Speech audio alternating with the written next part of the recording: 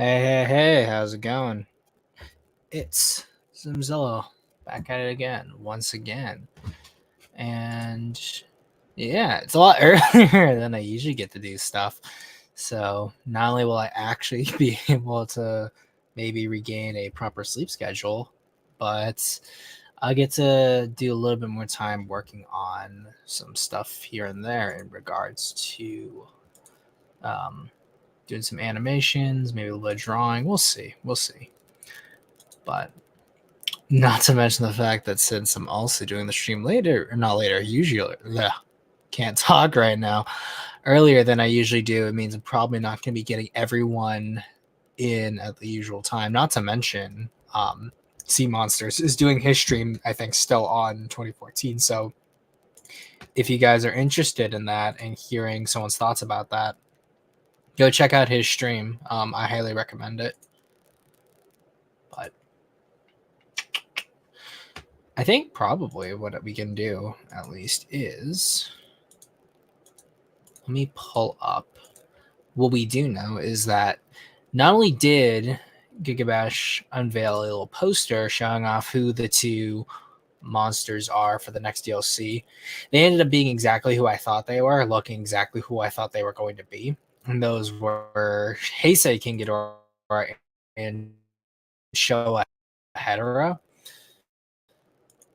And I know some people aren't happy that it's Heisei King Ghidorah. I've never had the biggest issue with Heisei Giddy.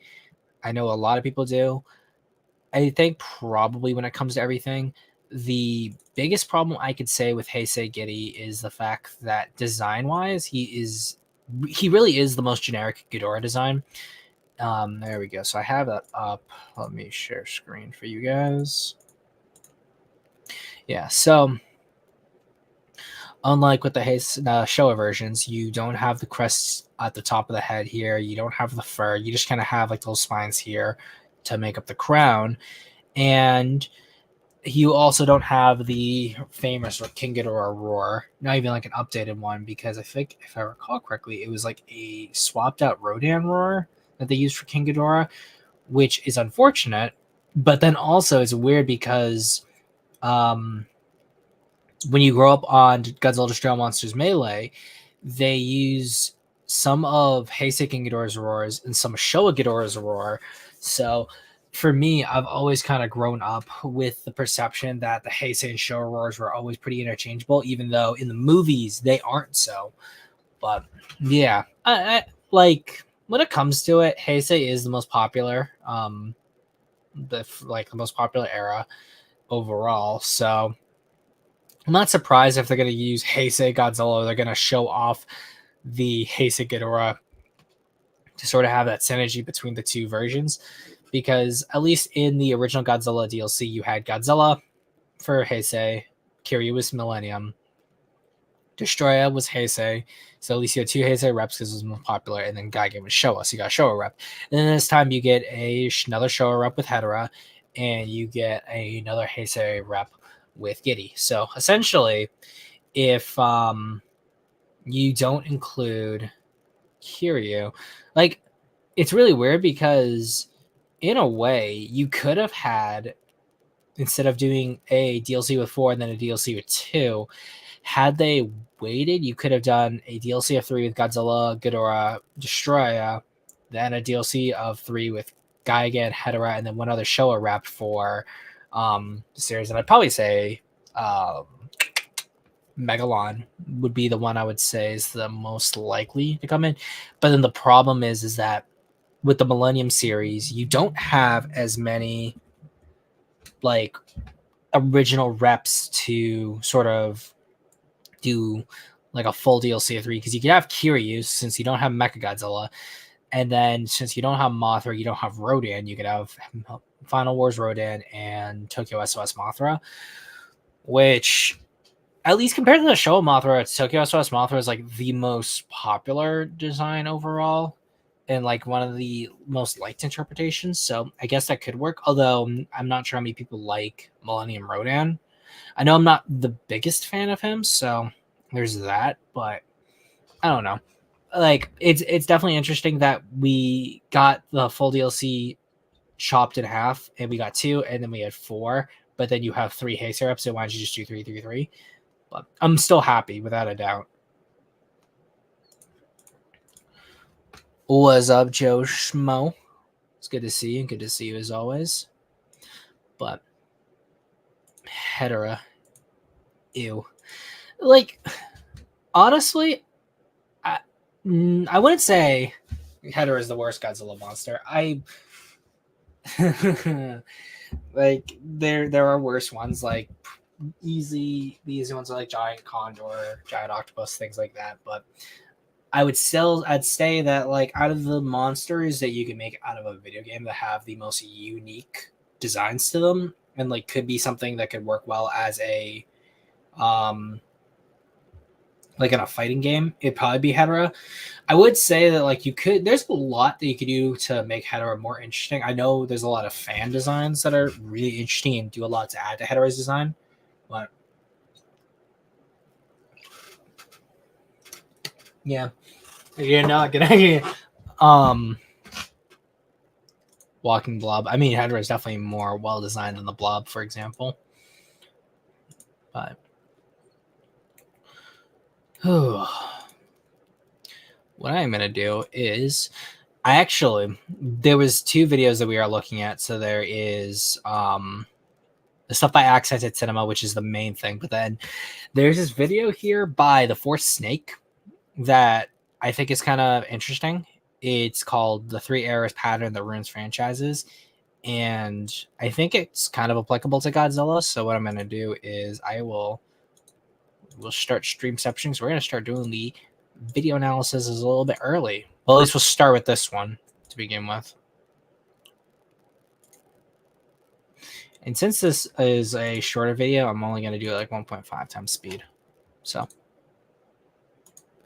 an alarming tendency for long-lasting franchises to develop in a very particular way, and it's often to the detriment of the franchise. You start with that first iteration where the franchise's core is established and expanded upon without changing too much. This is considered the golden age of the franchise in the eyes of the owners and fans. Then things start to change. The series does things differently, tries new things, because if it doesn't, it will stagnate and become boring. But this era is often controversial after a while, and especially in retrospect. Sometimes the quality takes a hit, other times the fans just don't like change. Either way, the general perception becomes that this attempt to evolve and progress is a mistake that needs to be corrected. Cue the modern era, where the franchise banks on nostalgia in place of interesting ideas, rehashing or outright revisiting older entries and concepts in the name of getting back to our roots. But they don't have much interesting to offer much of the time, and we're just left with lesser versions of the classics they're trying to harken back to. As a result, fans start to take issue with the current version of the property and start to look back more favorably on that middle era, which potentially results in better stuff going into the postmodern fourth era. I think like the reason why I find this really interesting is that this applies to a lot of franchises where there was sort of that 3 era pattern that he sees here, because you usually have like the golden age, where the thing too I consider is that it's less of like 3 distinct eras and more like a one era that goes into decline and then the new era that comes up after it. So you could say it's almost like a 2 era thing, but every franchise that he brings up is overall what I would say consistent with his theory that he's presenting. But with Godzilla, you don't really have that 3 eras problem, even though there were 3 distinct Godzilla eras, because you have the Showa era, which has that golden era, then the era that changes, and then you kind of have that ending 3rd era where they're trying to go back almost to the roots in a way, where you have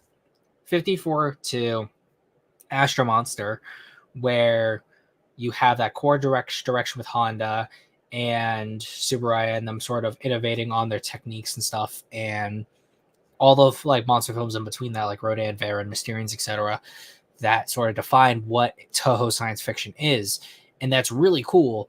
But then also you have this where once you get to Son of Godzilla, Eberhor, The Deep, Show Monsters, those films, they do definitely try to change the formula up a little bit with the island hopping, and then you have the Shaw Monsters kind of ending off that era. But it would even be that 2nd era that he's kind of comparing this to here, because we can go back as to what he says.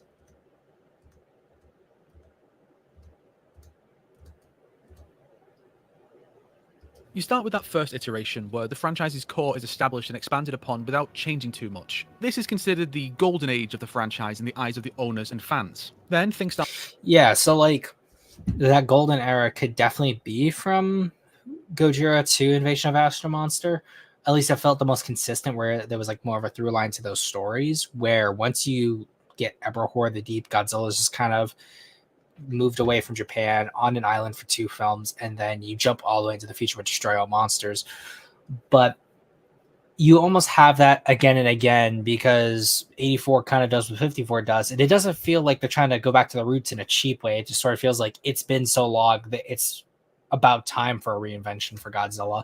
But then it kind of goes back into the same trappings of the Showa era, and the only franchise that doesn't seem to do that is the Millennium series, because of the more anthology nature. Godzilla versus Megalon is not the golden age. No, it is not. Start to change. The series does things differently, tries new things, because if it doesn't, it will stagnate and become boring. But this That could definitely be said, where like you could say even as early as King Kong versus Godzilla, you see something like that, where Godzilla became a lot more goofy in King Kong versus Godzilla than into Mothra versus Godzilla, where I would even say that King Kong versus Godzilla, being more of a satire and a comedy, feels so out of place compared to Mothra versus Godzilla, where it tackles the subject a little bit more seriously, where it doesn't try to make it all like a big joke in the sense where they're satirizing TV, where they're more satirizing greed and the like. But $2 from Zablackaroonie. Don't think what he says applies much to Godzilla. Yeah, that's the thing, is that it doesn't apply. There's like a general through line that you could give, but it's not exactly the same, where Godzilla's in that unique position because of its much longer history. Whereas with a lot of the franchises he's talking about, they are not as old as something like Godzilla, but they seem to have similar issues that are plaguing it. But of course, thank you very much for the $2, Blackaroonie. Yeah, so I'm monitoring the chat too. If someone has a if someone does have a question or a big comment that they want me to answer or go super in depth on, let me know in super chat. That will help out a lot. Yeah, a lot of the time, the better movies tend to try and redo 54 in some way. Yeah, because I mean, Shin kind of does that. 84 kind of does that. 98 tried, failed, -1, and then 2014, which the fact that 2014 is as old as it is now is crazy to me. I was like, no, like that's a little bit under half my life now, which is crazy to think about. But to think that the MonsterVerse has been around for so long, it definitely puts context on a whole lot of things. But back to the video. This era is often controversial after a while, and especially in retrospect. Sometimes the quality takes a hit, other times the fans just don't like change. Either way, the general perception becomes that this attempt to evolve and progress is a mistake that needs to be corrected. Cue the modern era, where the franchise banks on nostalgia in place of interesting ideas, rehashing or outright revisiting older entries and concepts in the name of getting back to our roots. But they don't even go back to what he says right here. Rehashing or outright revisiting older entries and concepts in the name of getting back to our roots. But they I always think that, like, for example, the Big Five are the Big Five because they've appeared in each franchise, but I think that thankfully there is enough room to where the Big Five can change and evolve at the times without feeling like they need to be changed because they're trying to go back to their roots.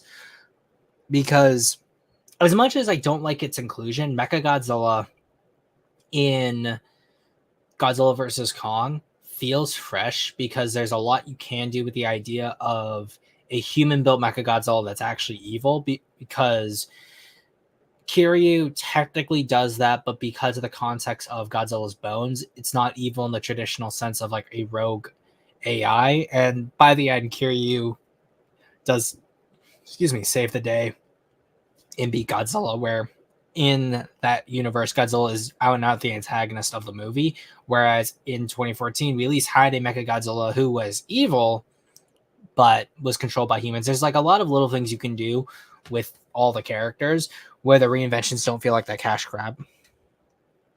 Going back to our roots, the thing with its roots is that by virtue of being related to nuclear power, there's unfortunately deep and the possibilities for shorelines Lines are endless. Yeah, like there's so much that you can do with that, with the basic theme for Godzilla, and even just extending that to the big five, when it comes to like the idea of nuclear war or just war in general, it actually, Ghidorah is the one exception to where, unless you have him controlled by aliens or his origins are designed to mirror that of Godzilla's, Ghidorah really is the odd one out in terms of that thematic storytelling, where Rodan, similar to Godzilla, is like a creature of the atom, whereas Mothra, although connected to the atom, is more of a spiritual creature and like can tackle like the more uplifting sides to rebuilding after a war where Godzilla can't. And with Mechagodzilla is a literal war machine. So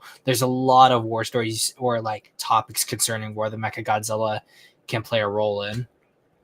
They don't have much interesting to offer much of the time, and we're just left with lesser versions of the classics they're trying to harken back to. As a result, fans start to take issue with the current version of the property and start to look back more favourably on that middle era, which potentially results in better stuff going into the postmodern fourth era. Not every example I'm going to discuss here follows this one-to-one, but I can guarantee that, even without the thumbnail, you've already got several franchises appearing in your head right now. Star Wars is probably the most famous example of this, being split by mainline trilogy. The original trilogy laid the foundation for the setting, absolute classics. And then George Lucas wanted to make the prequel trilogy different. Now, instead of World War II in space, it's the War on Terror in space. The politics are a larger part of the story to critique George Bush, and there's a greater emphasis on action and CGI spectacle. Then, Disney bought the franchise and decided Star Wars needed to go back to its roots, resulting in a directionless trilogy that had little in the way of new ideas, mostly just rehashing the original trilogy and the decanonized expanded universe to a disgusting degree. And when you look at both the story and the sandbox this trilogy introduced, it's just the original trilogy with a far less charismatic cast of characters and an unclear sense of how the status quo is losing so badly to the insurgents. At least Lucas always introduced new concepts for lightsaber duels, interesting new settings, and a fantastic sandbox for other creators in the Clone Wars. Meanwhile, there's been barely any expansion of the Republic/First Order conflicts, instead continuing to focus on the Galactic Civil War in almost all of their Disney Plus shows and all the recent games. Hopefully this High Republic era will disconnect the franchise from this failed third era and start anew. Like, that's the thing too, is that when you think about it, that's very true in the sense where when it came to the Galactic Civil War, you had a really nice sandbox there. You also had a pretty good sandbox with the Clone Wars. And although he mentions the High Republic, because the High Republic is this new era that's being shifted into the time before, like, not before, the time after the Old Republic, but before the Clone Wars. And there's already still like perceptions and feelings people have about the about the decanonization of Legends. There doesn't seem like a logical through line that you can get from the High Republic and the universe it sets up all the way to the Clone Wars. Not to mention the fact that since SWTOR is still getting updates, people still feel like the Old Republic is there with modern Star Wars, and like the Old Republic transitions more into the Clone Wars than you see with the High Republic, which feels so aesthetically out of place, and actually not some of all the characters just do not feel interesting. Fun fact: Turf Nation already debunked the hatred that the Star Wars franchise that actually got. Chat, say that one more time or type it again because I don't think I understood that one.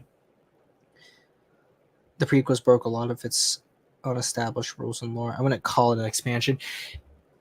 It's an expansion overall in the sense to where you got to see a new part of the Star Wars lore that at least was set up by the prequels. I would say aesthetically I prefer the Clone Wars era, although I think that the Galactic Civil War and on with the new Jedi stuff and Legends is more interesting and deep. But there was a lot more that was actually able to make Star Wars feel like a big real world in the prequel era versus the sequels, where all the new planets that they go to don't feel like they have any soul, or they don't like, there's nothing interesting about any of those planets and any of those characters. These make the Star Wars EU not canon is vile. It's beyond vile. It's a travesty.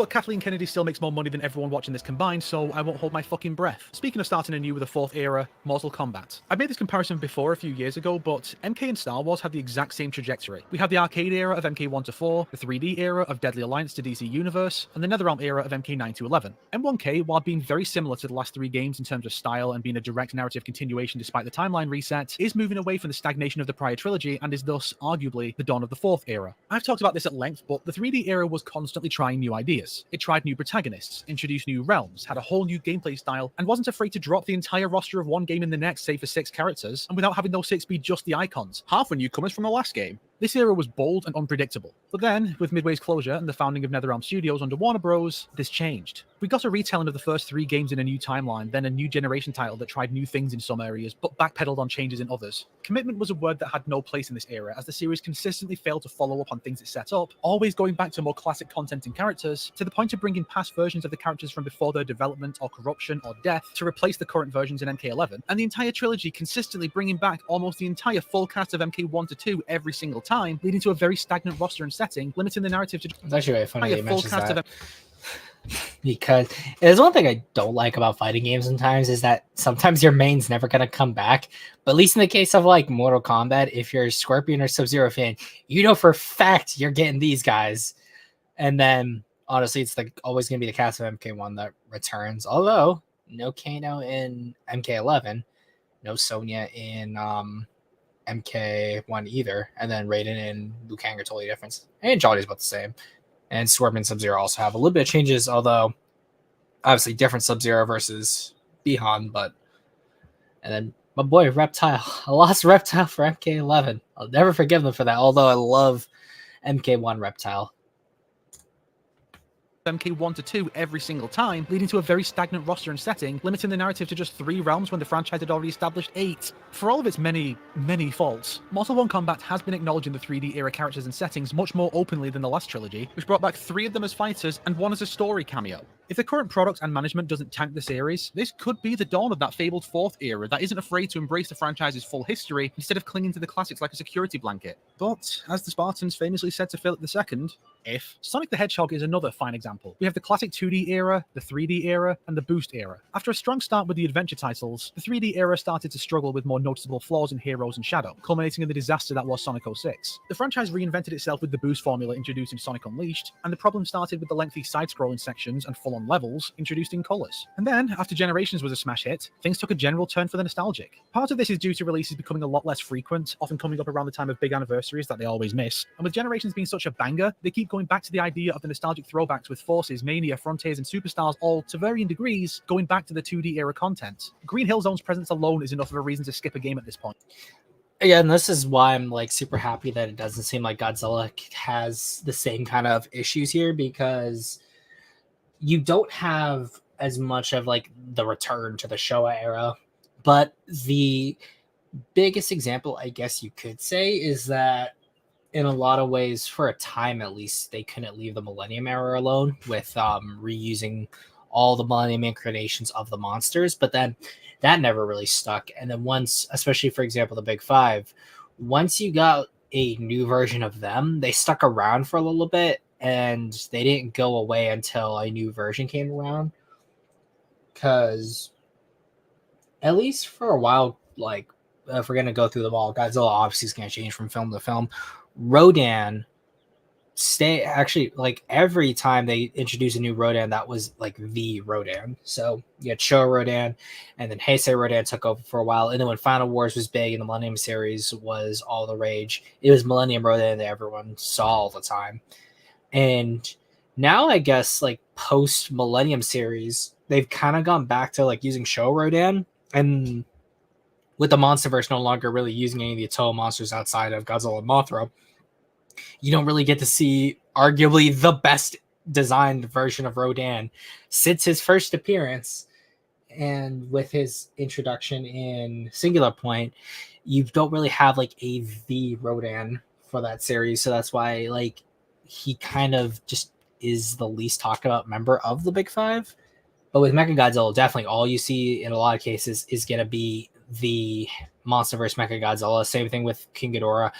even like on Godzilla, other non-Godzilla channels, like regular channels that like do size comparisons of dragons and things like that, they're usually using like a version of the MonsterVerse King Ghidorah, MonsterVerse Mothra is everywhere, and then of course Godzilla. So there's that, but like it's usually the directors who are talking about, like, I want to return to the show era with like these shenanigans or those shenanigans or um that, but I don't think that's really going to last. And considering the fact that Shin and Minus One don't really, outside of the fact that they're solo Godzilla stories and tackling Godzilla's first appearance, they don't pull as much from each other, and Shin obviously doesn't pull as much from 54 as Minus One does, but they still feel wholly unique, but respecting what came before in a pretty good way. And I think it's like I think the directors, the new director, I think Sato is their last name, but apparently from what the musings have been about that is that this may be the first Reiwa Godzilla film live action wise that we're going to get a monster fight, which will be interesting to see. The Black Rodan from SP, what was he? I think it was just like a more powerful red dust construct of Rodan compared to the other ones. And since all the monsters weren't allied with each other, that's why you got Rodan fighting Terrestrius. But since we don't know what else happened to that red dust Rodan, we'll never know completely for sure, which is annoying. The new era may be dawning with the enhanced ports of older titles that can be the nostalgia titles, and the open world introduced in Frontiers that has generally been well received. It's likely the latter will stick around for another few main entries before they get bored and try something else. That sounds like a criticism, but I've always appreciated Sonic's willingness to try new things and not stagnate the way Mario largely has. The results aren't always great, or even good, but they're always interesting. I mean, when's the last time you saw a dedicated Mario video essay channel? But the big daddy of them all is The Terminator, which I think we can all agree is the series here that fell off the hardest. We start with the Cameron era with 2 all-time classics.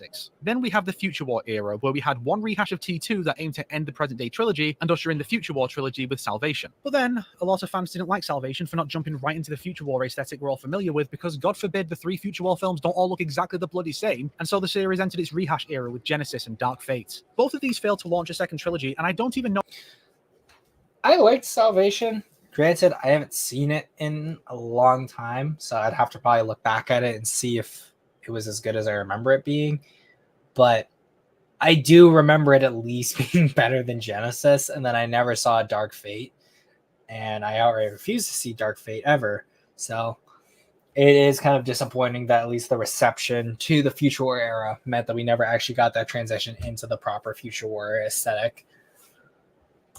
How Genesis could have continued, or why anyone would want another trilogy that's the same but the villain has a different hat. And the fact that the series now has a trilogy of failed trilogy startups is fucking embarrassing. And as stated earlier, these are not the only franchises that can be viewed this way to some degree. Street Fighter has this, Crash Bandicoot has this, Call of Duty has this, Aliens kinda has this, discounting the remakes, even Halloween has this. Of course, it's not always bad. Resident Evil's fixed camera era, action era, and horror revival era all offer fantastic experiences in their own rights. This video isn't strictly an indictment of this pattern, but it usually is a bad sign for the state of a franchise when it enters that third era and just stops trying. When it expects us to keep buying it despite it lacking that creative spark that made us fall in love with it in the first place. I struggle to feel excited at the prospect of new entries in most of these properties now, despite how much I used to absolutely love almost all of them, at best feeling cautiously interested and at worst, tired. If you liked this video, why not subscribe?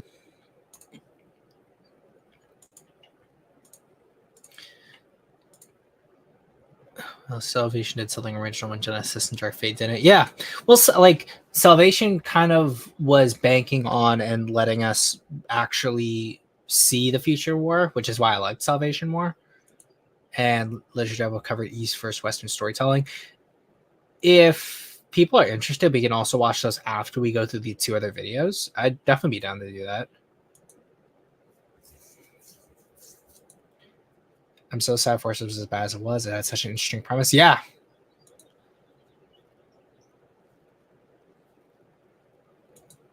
Let's go back.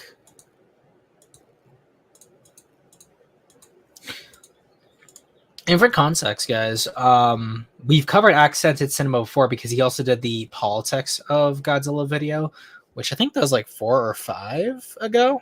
And hello, Minecraft World. I've just finished narrating over 400 pages of Dark Souls lore Vadi, what are you doing from here? a book called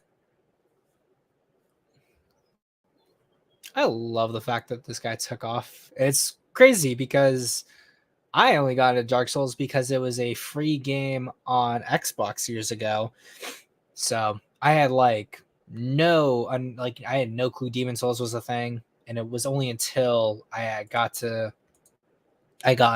Dark Souls for free did I give it a shot. Did not like it, and originally I thought it was a super bad game because I had been playing Skyrim for a while before Dark Souls. So I thought in Skyrim, if you were bigger level, you could kill people without worrying too much about retaliation or them actually being able to do things to you. So when I got to Firelink Shrine, I fought the Crestfallen Warrior, and the moment he got up and parried me and kept killing me over and over again and then insulting me when I died, I was so upset. They never touched the game after that. And I think I still have that old save somewhere on my 360, which maybe after the stream I'll check to see if now, after playing all the other Souls games, I could probably actually beat him, but is what it is. But I have watched these two videos before, and to be honest, they don't really go too much into a really proper good explanation of East versus West differences in story philosophy. But let's us begin. Sponsored by And we'll do 1.5 times speed. Squarespace. Do you know there are two versions of King Kong vs. Godzilla? No, not a remake. Next time. In 1962, Toho released their seminal classic, King Kong vs. Godzilla. It was a match made in cinematic heaven. Two of the most iconic monsters smack it down on the big screen in color. It's East versus West, Reptile versus Mammal, God versus King. If that sounds like an over-the-top wrestling match, the movie is way ahead of you. Yeah, dropkick, bitch. One more time. While all these shenanigans were happening, Universal secured the rights to distribute the movie for audience outside Asia. Instead of just dubbing the movie, however, Universal re-edited it and added about 14 minutes worth of original footage, sort of like what Power Rangers did to Super Sentai. This resulted in a vastly different film. With massive tonal differences, it really feels like two different movies.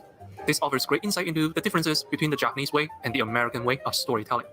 I don't know about you, but I'm hyped to see a monkey fighting a lizard again. So this is going to be a two-parter series. In part 1, we compare the two versions of the 1962 classic and check out the differences in story philosophy between Japan and America. And in part 2, we'll check out the new and shiny Godzilla vs. Kong and see how this philosophy changes with time. It's the battle of the century. It's the East versus the West. This is King Kong vs. Godzilla. Let's start with the Japanese original. Made 8 years after the first Godzilla film, by the time King Kong vs. Godzilla hit theaters, the Daikaiju genre was already well established. Rodan and Mothra hit the silver screen some years back, and in a few more years, Toho will release some of its best Godzilla films. The genre was about to enter its first golden age. When a genre matures, it tends to get meta with itself. The first Iron Man movie was surprisingly gritty and straightforward, whereas The Avenger has a lot more humor to it. And by the end of the MCU, Fat 4 is playing Fortnite.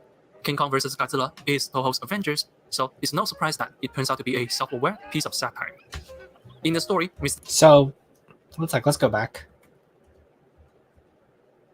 released some of his best Godzilla films. The genre was about to enter its first golden age. When a genre matures, it tends to get meta with itself. The first Iron Man movie was surprisingly gritty and straightforward, whereas The Avenger has a lot more humor to it. And by the end of the MCU, Fat 4 is playing Fortnite. King Kong vs. Godzilla is Toho's Avengers, so it's no surprise that it turns out to be a self-aware piece of satire. If King Kong vs. Godzilla is Toho's Avengers, and as you just said, a film genre or series when it matures tends to be more meta, then essentially you don't the dichotomy you've set up doesn't really make sense, because you're literally saying that across the pond in both cases this applies. In the story, Mr. Taco is the head of Pacific Pharmaceuticals. Frustrated with the low ratings of the sponsored TV show, Mr. Taco sent his 2 employees to Faroe Island down south and told them to bring back King Kong as a publicity stunt. Ridiculous, but that is the point. Meanwhile, to the north, Godzilla wakes up and is headed straight for Japan. With 2 monsters approaching and the army failing to stop either of them, they come up with a plan that makes the most in box office. Let them fight. It's that simple. So, what's the theme, the goal, and the philosophy of this movie? Point number 1 is a criticism of Japanese TV culture, from the inclusion of some overly enthusiastic commercials to the absurd premise of fighting for TV ratings. BTV 諸君の応援を得て海外大出大反発見という現地ヒットを立てる When Kong is about to wake up, sane people try to kill Kong. Mr. Taco still refuses to give up. キングコング所有権はスポンサーである許可なくして勝手なまねを許すか Oh, and this. キングコングは治安維持及び密輸品の疑いにより国内持ち込みを禁止する。 Everything has a price tag. Director Ishiro Honda confirmed this. Quote, "The reason I showed the monster battle through the prism of a ratings war was to depict the reality of the times. In the director's eyes, Japanese TV culture has taken over people's lives, and that people will do anything to get ahead in ratings. It's ridiculous, but that is the point. Point number 2 is a self-aware parody of itself. The film basically has two parallel storylines. For Godzilla, it's the danger of nuclear destruction and man's inability to stop it. For Kong, it's about the danger of capitalism and how the greed of a man puts everything in danger. Both stories mirror the two's original outings, with Oh, he did the thing. He said that the original King Kong is an allegory of capitalism. He did the thing, guys. It's not like this happens every single time. Accented cinema. Gotta love it. But yeah, as we've said before on the channel numerous times, the original King Kong is not an allegory for capitalism. And I think it's probably the addition of King Kong and these other properties and then people's reception to them afterwards is why that this has become a common talking point. But now, War of the Gargantuan Interest is actually good. You should watch it. No, I've watched it. I have that classic media collection set that had it with Rodan, so I have indeed watched it. numerous iconic moments recreated, with sometimes wonky results. Anyway, it's one big fan service movie. And when the two finally met, どっちが勝つと思う親だって破壊した100万部 fan service Right. movie, iconic moments recreated of a man puts everything in danger. Both stories mirror the two's original outings, with numerous iconic moments recreated. Well, we don't know necessarily if this was supposed to be iconic moments recreated. Not to mention that these are two very different things because Godzilla goes right through the power lines, whereas in this film they needed a retcon a way for King Kong to be able to beat Godzilla. So for some reason Godzilla becomes weak to man-made electricity while Kong gets stronger from it, and then Kong needed both the juice from the power lines here and then the second thunderstorm to actually get the win. With sometimes wonky results. Anyway, it's one big fan service movie. And when the two finally met, どっちが勝つと思う親だって破壊した100万部だぜさあたちと一発でパネ sounds familiar? The fights are also filmed and choreographed like a wrestling match, with both of them taunting like wrestlers. The movie is referencing itself. When showing this fight of the century, King Kong vs. Godzilla prioritizes humor and fun, embracing the absurdity of it. Just look at how goofy Kong looks. But I This is humor and fun, embracing the absurdity of it. Just look at how goofy Kong looks. that's a pretty poor set of reasoning because I don't think they were intending for the King Kong suit to look the way that it does, but okay. This brings us to point number 3. It's absurd because Kong is just a giant ape. これについて今朝博士はキングコングが動物本能によってゴジラの存在を知り接近しているのであろうと語っています It's not a fair fight, and the film knows it. Godzilla, despite some anthropomorphic qualities, is still treated with a lot more reverence. His landing is still epic and scary. Whereas Kong is at least somewhat sentient, his first appearance is to protect the island natives, almost like he's Mother Nature's guardian. Oh right, the natives. Yikes. Piss off with the virtue signaling. Does anyone else notice a lot of video essays tend to put big words on screen because it helps keep audience retention? Although the movie never really commits to this idea, there is at least some intention to build Kong as the underdog, overcoming insurmountable odds. The final fight is obviously one-sided, and for a moment, actually a couple moments, King Kong appears to be down for good, until it gets struck by lightning and gets more powerful. If you watch any shonen anime, you'll recognize this pattern of storytelling. Hero fights an extremely strong foe. Hero almost dies. Hero gets a power boost last minute. Hero wins. That also happens in American cartoons too, but okay. Kong wins because King Kong vs. Godzilla is an underdog story. It's predictable but satisfying. It's a comfortable way to tell a story. You know what a monkey needs? A website by Squarespace. Uh-oh, monkey, stinky. While we let them add their play, I'll listen to a few things here.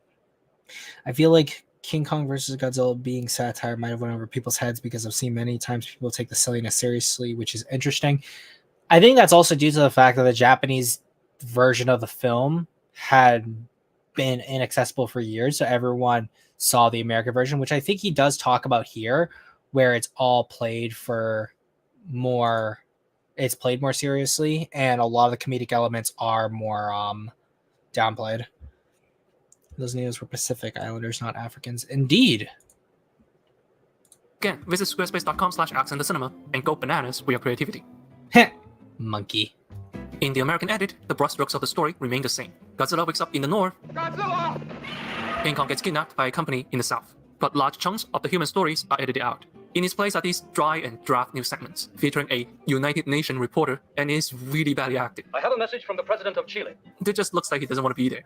These news segments frame the movie as a pseudo-documentary. It's much more about tracking the monsters and not so much about the human characters. Instead of King Kong being categorized as smuggled goods, he is the ninth entry because of the danger he represents. Considered a menace. King Kong must be taken back to Barrow Island at once. This movie plays it straight. This points to our first difference in story philosophy. Instead of prioritizing playful fun like the Japanese version, the American version puts awesome spectacle at the forefront. That's not to say the film is without humor. Stop it, you're not Tarzan. A lot of jokes are still here, and the voice acting is pretty good. Corns. I don't want to hear about your corns. What the movie did, I think the other thing too to note is that when it came to this movie, they like the people who went behind O'Brien's back and proposed this to Toho probably were expecting a film closer to the like Godzilla or Godzilla 54 or Godzilla King of the Monsters and Godzilla Raids Again, because looking at the first three films and their American edits, Godzilla 54 has the closest analog with King of the Monsters in terms of its tone, in the sense where it's still very different in terms of its structure, but overall the tone stays the same. Or with King Kong versus Godzilla, they bank more on it being the actual fight of the century, so it becomes more of a Godzilla's going to destroy the world and King Kong has to stop him in the story, and then all the comedic elements are played down. But what's interesting is that although they tried to make it a totally different film with not Godzilla, Gigantus has the most consistent tone and is the closest to the original Japanese film, which is probably why the changes to King Kong versus Godzilla are the way they are. Because I doubt they were thinking that the Japanese were going to make a King Kong versus Godzilla movie doing a satire of the Japanese television ratings. They're probably assuming that Godzilla versus King Kong was just going to be played straight like Raids Again, or just like Frankenstein meets the Wolfman, or any just monster battle movie that had come out at the time. So because of that, they had to then adjust for the like what audiences were expecting from one of these movies, since one had already come out at this point. cut out is the sarcasm, partly because the Japanese TV culture parody is hard to translate, but also because the silliness of it gets in the way. Pictures. Get some pictures. The American version doesn't want a comedy. It wants to tell an epic story. And so the movie does everything to make things feel bigger. Additional wide shots of the city are added. There are also shots of an earthquake caused by the monster fights, amping up the scale and intensity. The fights against the monster is also escalated into a global effort, with the whole UN news thing and discussions of using a nuke, something that was never mentioned in the original. Then you have discussed using the atom bomb. The atom bomb is ready and waiting. The sequence of events is also rearranged. In the original, Godzilla's reawakening is told slowly through 4 sequences, in the cut with many character moments. In the US cut, those 4 sequences are arranged into a single long one, allowing the audience to build the suspense, giving it more weight and scale. Edits like these are all over the film. Once the monster action is going, rarely does the movie cut back to the human characters. In the American version, the monsters take center stage, and the humans are supporting characters. Every detail is made in service of a spectacular showdown. Not a self-aware wrestling match, but a fight akin to Kong's original outing against the dinosaur. Or Godzilla versus Anguirus and Godzilla Raids Again, or Gigantus the Fire Monster. This is just my personal interpretation, but I think the changes were made because America generally considers comedy as a lesser form of entertainment. The American... I'm curious, does anyone else share that opinion? Because I don't think necessarily that Americans view comedy as a lesser form of entertainment, but I think that generally when it comes to what people expect of a genre film, they expect certain things. And when something isn't played straight, then it feels cheaper because of it. And I would say too, when someone is watching something knowing that's a comedy, they come in with certain expectations. And when something isn't treated as a comedy, when something isn't actually when someone thinks it's not supposed to be a comedy, but then it's treated as such, they feel that they've been cheated or feel like it is lesser because they don't know how to take it seriously. Exactly. Yeah. Charlie Chaplin is one of like the giants of cinema. So I don't believe that his interpretation is correct here. way, especially the cinematic way of storytelling, values intrigue, thrill, spectacle more than humor. Basically every single Nolan movie. Of the top 20 highest grossing film of all time, all of which are made by Hollywood, of course, only The Incredibles 2 and Iron Man count as comedy. Oh, what's it called? I mean, even looking here, like Endgame still had a lot of jokes. Force Awakens had a lot of jokes. Same with Infinity War, Jurassic World, The Lion King, the Avengers. Like he literally was talking about the fact that the Avengers had more levity to it. It was more meta. So this doesn't really help your point either. Frozen is a kids movie, but also like is going to be more lighthearted. Same thing with Furious, where you could also kind of say it as a comedy. And Ultron's not as funny. Same thing with Black Panther. Have not seen any of the Harry Potter movies all the way through, so I honestly cannot comment. I am sorry to any Harry Potter fans here. Fallen Kingdom takes itself probably more seriously than World, I'd say, but still has its moments, especially with like the Sticky Moloch. Same thing with Frozen. Beauty and the Beast, probably the most serious out of the Disney movies that I could see here. Incredibles 2, definitely a lot more jokier than the first one. Same thing with Fast and the Furious. And then Iron Man 3. Is Iron Man 3 even considered a comedy? Because he says... grossing film of all time, all of which are made by Hollywood, of course. Only The Incredibles 2 and Iron Man count as... Okay, wait. The Incredibles 2 genre. Animation, children's film, action, comedy, adventure, sci-fi. Okay. See, The Avengers. Yeah, so like The Avengers really just says comedy. Let's do Endgame.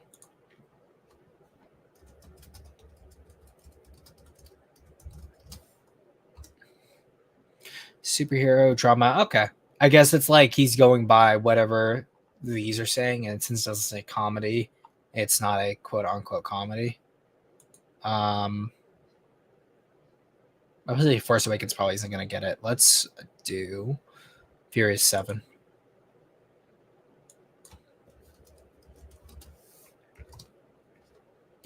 Literally comedy. Okay. So we did the Avengers, we did Furious 7. Titanic's obviously not gonna be a comedy. Let's do Star Wars The Force Awakens.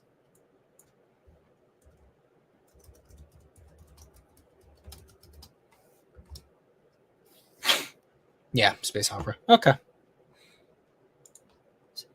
Avatar, definitely not. So 1, 2, 3, 4, 5. Yeah, okay. So what he could argue is that actually I just want to make sure. Because I think I did just Age of Ultron, or did I do the Avengers? Yeah. So Avengers, we'll do Jurassic World. I just want to see how high we can get up there with something labeled comedy on this. Thriller, okay, so no. And for good measure, let's just do The Lion King. The Lion King. Romance. Okay. So it stops at like the top 8. So out of the top 10 films, you at least have 2 that are considered comedies. And let's do Frozen 2 just to see. And I spelled Frozen wrong. And so it gets comedy. So yeah. Past number 7, you get 1, 2, 3. And I get it. I'll do Age of Ultron again just to be sure. Avengers, Age of Ultron.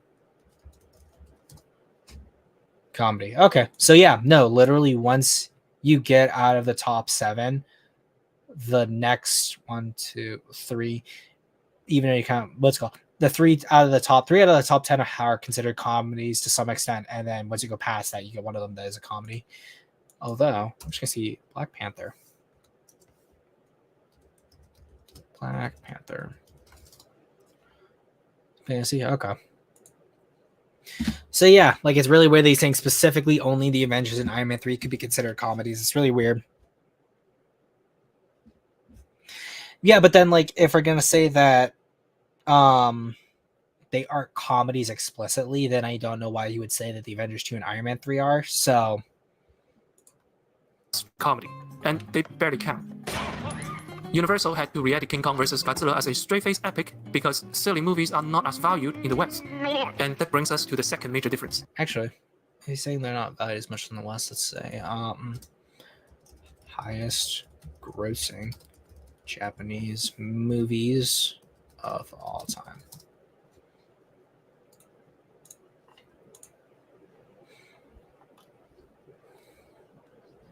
Boy and the Heron definitely would not be a I definitely wouldn't consider that a comedy. Same thing for Demon Slayer, Spirit Away, I wouldn't say so. Haven't seen Your Name, so I can't really comment on it, but Suzume. First Slam Dunk. I thought it was a different series, but no, I'm not familiar with it either. One Piece film, Red. Zimcast is definitely not a comedy. Ponyo's closer, but it's more just like a lighthearted kids film. And then Jujutsu Kaisen. Also, I wouldn't consider a comedy. So, like, I wouldn't even consider that to be what he's saying here either, because I'm French looking just in Japan. I'm Red. Okay, how's Moon Castle? Side Smack.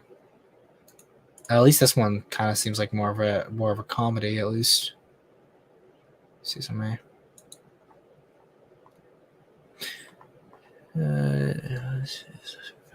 Novels, yeah, unique and humorous depiction of Japanese force well avoided. Almost police dramas. So at least here you could say that they had one live action movie here out of all these highest grossing films that were comedies. Film. I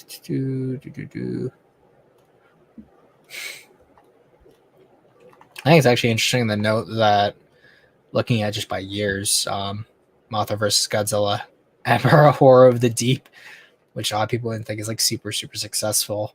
And then Godzilla vs. Destroyer being the highest grossing films by year in Japan.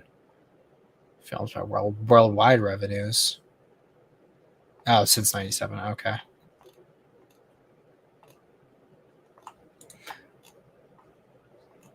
That's what so I don't really get his point here either. They had to downplay the silliness of the premise. To do that, the US edit tries to place Kong and Godzilla on equal footing. Godzilla has a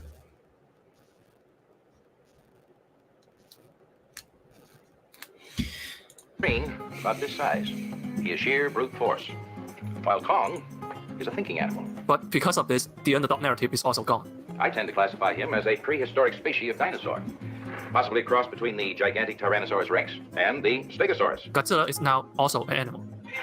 This is just a guess, but if they... I mean, this is pretty much like I would say even like this right here, although it's played more dryly, it's pretty much the same as what they do for Anguirus and Godzilla Raids Again. So in terms of for the Godzilla series at the time, this is par for the course. I think the only reason why this is being noted here is because it's a Western re-edit. As a prehistoric species of dinosaur, possibly... People love slapstick Willy Wonka, Wizard of Oz, Young Frankenstein, Blazing Saddles, Mel Brooks films. Yeah, exactly. Cross between the gigantic Tyrannosaurus rex and the Stegosaurus. Godzilla is now also an animal. This is just a guess, but if they weren't limited by the footage available, I think they will make Kong into an actual equal, instead of just pretending they are. This is another reflection on the American audience preference for suspense and unpredictability. In a lot of Japanese stories, knowing a character will overcome incredible odds and watching them do it slowly is a satisfying experience. But what? There's so many American film, like so many underdog films. There's literally like a cartoon superhero character called Underdog. Americans love underdog stories. So that literally makes no sense at all. No one would doubt Goku will win at the end, or that Naruto would become Hokage. But for American cinema, we love it when movies subverts our expectations. Get down.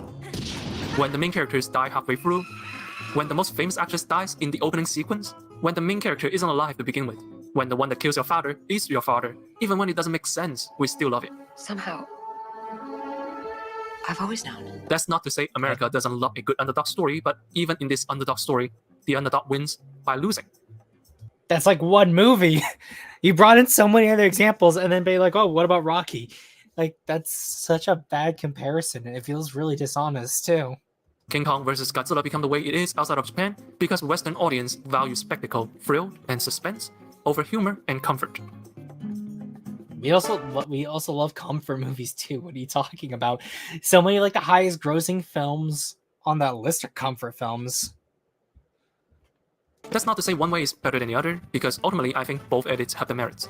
Personally, I'm the rare case who prefers the American cut. I find the arrangement of scenes flows better, even though, like many, I do hate those new segments. They grind the momentum to a halt every time they appear. Conversely, the Japanese edit has more personality. It's bolder, more willing to have fun, it's more colorful, it has more of an edge, it's a joy to watch. The split between funny self-aware and serious epic is a problem the Godzilla franchise struggles with to this day, and I don't know if we'll ever find a balance that satisfies both types of audience. But as far as I know, among fans, both versions are well-liked enough, and I think that's because they are consistent in their philosophy. If you want to have fun all the way. If you want an epic, then don't hold back and make that monkey strong. Filmgoers appreciate a good and consistent movie, even if the language is unfamiliar. Oh no! It would be interesting to see how the new film handles this. In all honesty, I don't think it will be all that great, but I'm still excited. Because, well, big monsters go boom, but also, it's another chance for me to see cinematic cultures collide. So we'll go on to the next part because this is when he finally starts talking about GVK. Need a place to play D&D online for free? We've got that. Easily plan your next session from anywhere with Roll20, a free... Let's go! Let's play D&D online, guys! Video is sponsored by Skillshare.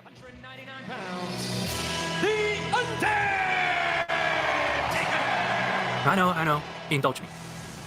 For decades, The Undertaker was this horror-themed, supposedly supernatural wrestler, a dead man walking who feels no pain. Every time he got punched, he'd stare at his victim like a killer from a slasher movie. Every time he was down, he'd get back up like a freshly resurrected vampire. There was this inhuman aura around him that is mesmerizing. Just look at him. It sounds like a ridiculously cheesy gimmick, that's because it is. Yes, everybody knew it was fake. Wrestling fans aren't brain-dead morons. Nobody believed The Undertaker was anything but a dude from Texas. But that didn't matter. Every time he walked in, he brought with him a fantasy, a story, a promise of spectacle beyond this world. And at that moment, we want to believe. That is what sets Godzilla vs. Kong apart from many kaiju films. Sure, the concept is cheesy and gimmicky, but that didn't matter. Just like The Undertaker, Godzilla vs. Kong walks into the ring with such confidence, with such sincerity, it makes us want to believe. But to really understand what I mean, we have to journey back to the beginning of the monster film genre and see how things have changed from then to now. Hey man, you got your editing the do black. I just appreciate you on here watching, so. In 1933, a humble little film changed cinema forever. King Kong was such a revolutionary film, it's often considered to be the first kaiju movie and kickstarted the giant monster genre. Except it didn't. For a decade after King Kong, giant monsters remained a rarity in cinema. The genre wouldn't start properly until the 1950s. In truth, Kong is much more of a gothic monster, like Dracula and the Wolfman. Freaks of nature all came out around the same time. Back then, these monsters were fantastical, existing in their own surreal reality. Their existence is rarely justified. Even when science is involved, it's mad fantasy science. There's a reason why Frankenstein is remembered as a horror classic and not a sci-fi classic. These weren't meant to be believable. They were escapist entertainment. They transport you into another world, an unfamiliar world. Though that's also due to the fact that the Frankenstein movie does away with even the hand-wavy science of the book, but also the book tackles a lot more philosophy and the merit, and not just the merit, but also sort of like the place science has in the natural world. So to make Frankenstein a little bit more of like a classic monster movie in the sense of like a creature on the loose or having to deal with a creature, it's definitely like changed a lot. But I know Black just said in the chat, is King Kong a gothic type movie? It's a gothic type movie in the sense where a lot of the gothic archetypes were characters from civilization going out to these dark places on the edge of civilization and often encountering very implausible things that are actually real from either legend or in the case of King Kong, the idea of the lost world does come a bit from that gothic tradition, like the idea that dinosaurs were still alive somewhere in either like Africa or the South America on the plateau in the lost world. These do trail away from like that kind of gothic archetype. But in the case of King Kong, since obviously King Kong didn't have like a mythological grounding to it like Frankenstein or not Frankenstein, Dracula or werewolves, you don't really have it's not as easy of a comparison. Not to mention with things like the Mummy, it does have that antiquity basis to it, not to mention Britain's fascination with Egypt and Egyptology, and that does tie into Frankenstein a bit with more of the archetypes already set by characters like Dracula and werewolves. That's how Frankenstein gets put in, especially because obviously you have it taking place across that time period in Europe. How many of you did a video about Skull Island being like a cathedral temple and Kong was a god living in it? In a way, yeah. Like the idea of the Gothic story comes not only from just like its themes that it's exploring, but also the aesthetics. In a way, like even though it's considered a genre of its own, Lovecraft is like an offshoot of Gothic fiction as well. And then everything changed. After World War II, fear of the unknown gave way to the horrors of real life. In the piece from 20,000 Fathoms, a fictional dinosaur is awakened by nuclear testing and goes on a rampage in New York City.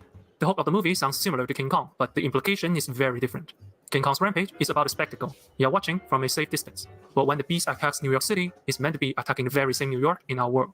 King Kong is fantasy. Not really, because like in the 30s, Kong was attacking the New York they lived in, and same goes for the Beast. Not to mention, both are treated with a kind of spectacle to them. It's just that Kong's is more overt because of him being like paraded around in the theater in New York. Not to mention, he's also a lot smaller, whereas the Beast is that traditional, more giant kind of monster. See, this is science fiction. That would be the general trend for monster movies onward. Instead of bringing you to another world, monster films began to bring them to our world. They became rooted in reality. Sometimes they are regular animals, sometimes they are human beings. Nowadays, we often judge the quality of a horror film by how real it felt. We forgot that once upon a time, realism wasn't the only way. And so the trend hit its peak with the found footage genre. Upon a time, realism wasn't the only way. Like, if you read, like, I think the only reason why we don't think this is real is because of its more the satirization of this aesthetic and hokey reimaginings of Dracula are why this doesn't feel real. But I would argue that at the time, Dracula definitely felt more real, especially the book feels more real than I think that he's giving it credit for. And so the trend hit its peak with the found footage genre. Even giant monsters are doing it now. This trend is one of the reasons why the original King Kong vs. Godzilla was re-edited for the US market. Additional news segments were added in an attempt to make it more serious and epic. It is also the reason why Godzilla 1998 looks like this. No fire breathing, no invincibility. This pursuit of also, considering how many people dislike Godzilla 98 for these exact reasons, I don't think that that's also a fair comparison either, because clearly Americans wanted the Godzilla. Unquote, gritty realism sucks the fun out of a lot of movies. Movies with escapist premises. It's the equivalent of trying to convince people that wrestling is real by stop doing all the fancy moves like pile drivers. Why don't I just watch MMA then? That wrestling sucks the fun out of a lot of movies. Fire breathing, no invincibility. This pursuit of quote-unquote gritty realism sucks the fun out of a lot of movies. Movies with escapist premises. I did not like The Mummy, but I will say this. I did like RoboCop, the remake. It's not as good as the original because it doesn't have the same charm as the original, but it explores similar ideas. And I think because of the more like TV commercially type of design to the original RoboCop in terms of most of the scenes in the movie, you get to feel like the world is a little bit more fun in that aspect, whereas in this film they definitely take everything more seriously, but I also think it tackles the same themes in a pretty similar way. But I would definitely say there's more charm in the original. Yeah, this is John Wick, Me Nothing, Speed, Unbreakable. And the thing of like those films is that they definitely have unrealistic elements to them. Like the whole world of John Wick gets more fantastical each film, but I would definitely say overall that it takes itself seriously, which is why we're able to appreciate the characters.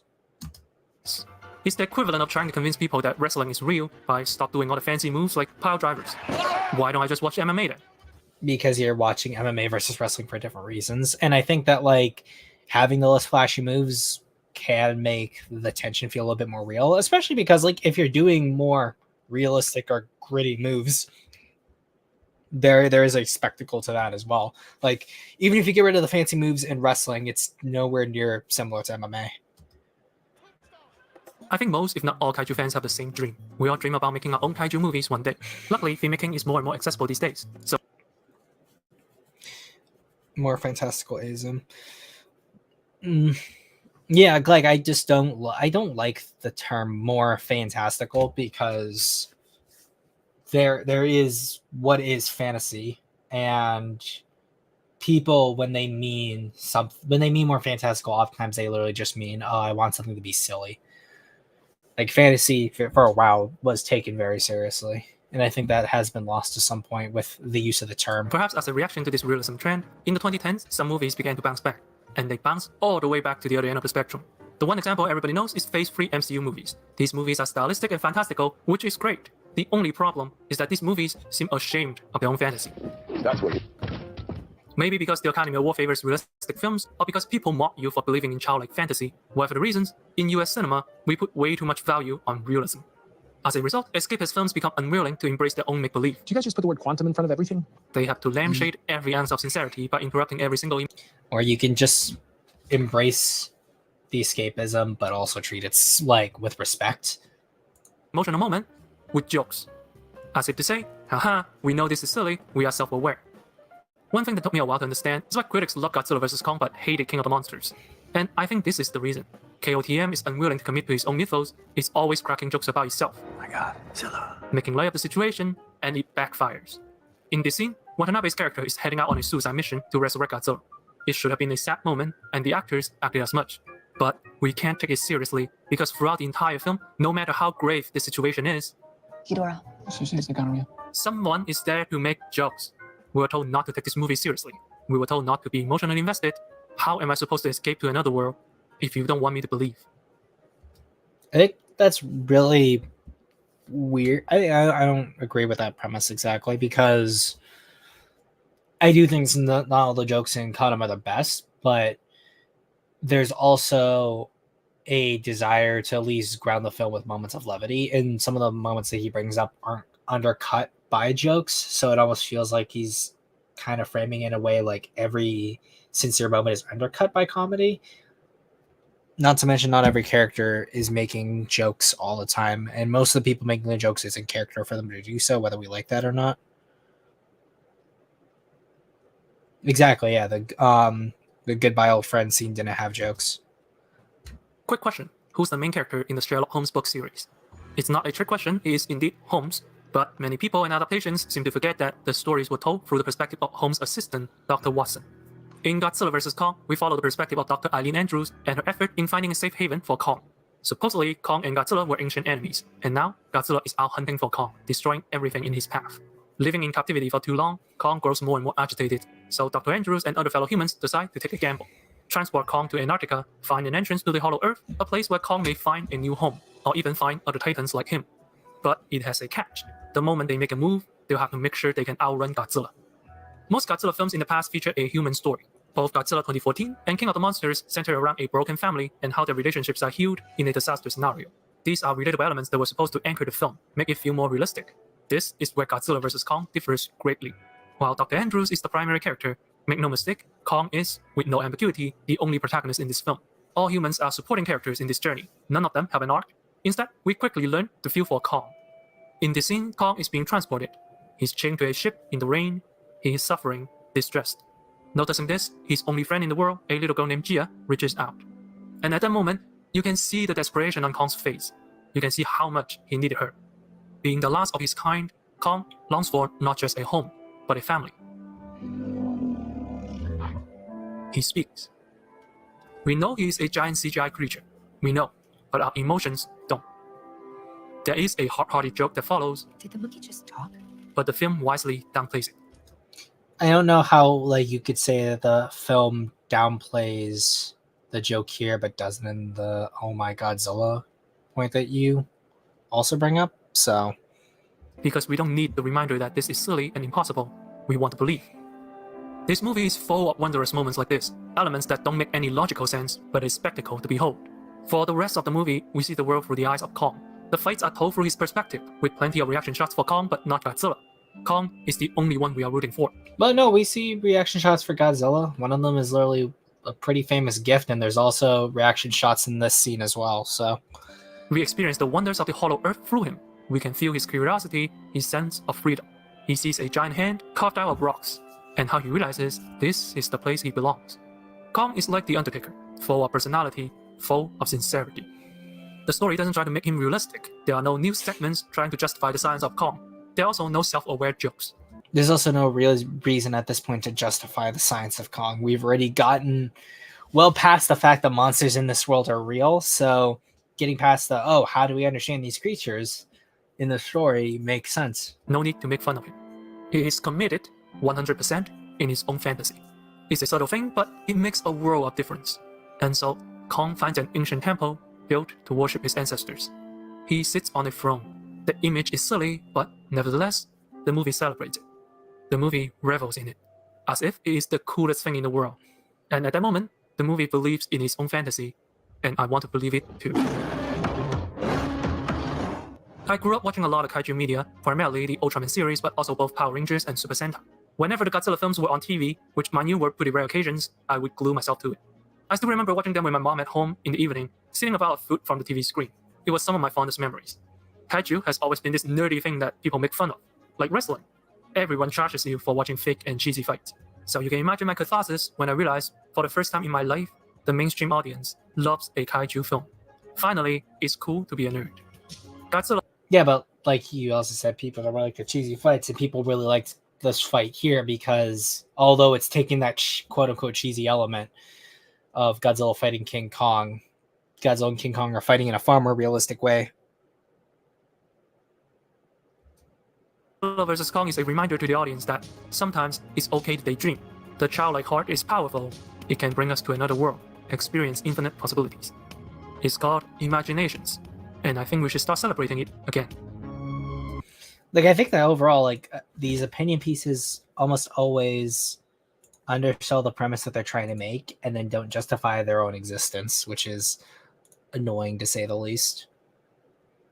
Like, I think there's no I think it's very easy to defend GVK, but I think that these the video essays don't always do them the best, in my opinion. But yeah, like I don't think anyone actually could understand anything about like Western versus Eastern storytelling. I've watched it before, but let's actually look at Literature Devil's video on East versus West, because at least then there's a little bit that we can get from the video in that, because at least it goes over more topics in that sense. So let's see. Response. Oh, someone did a response to Literature Devil. I'll have to probably watch that after the stream. So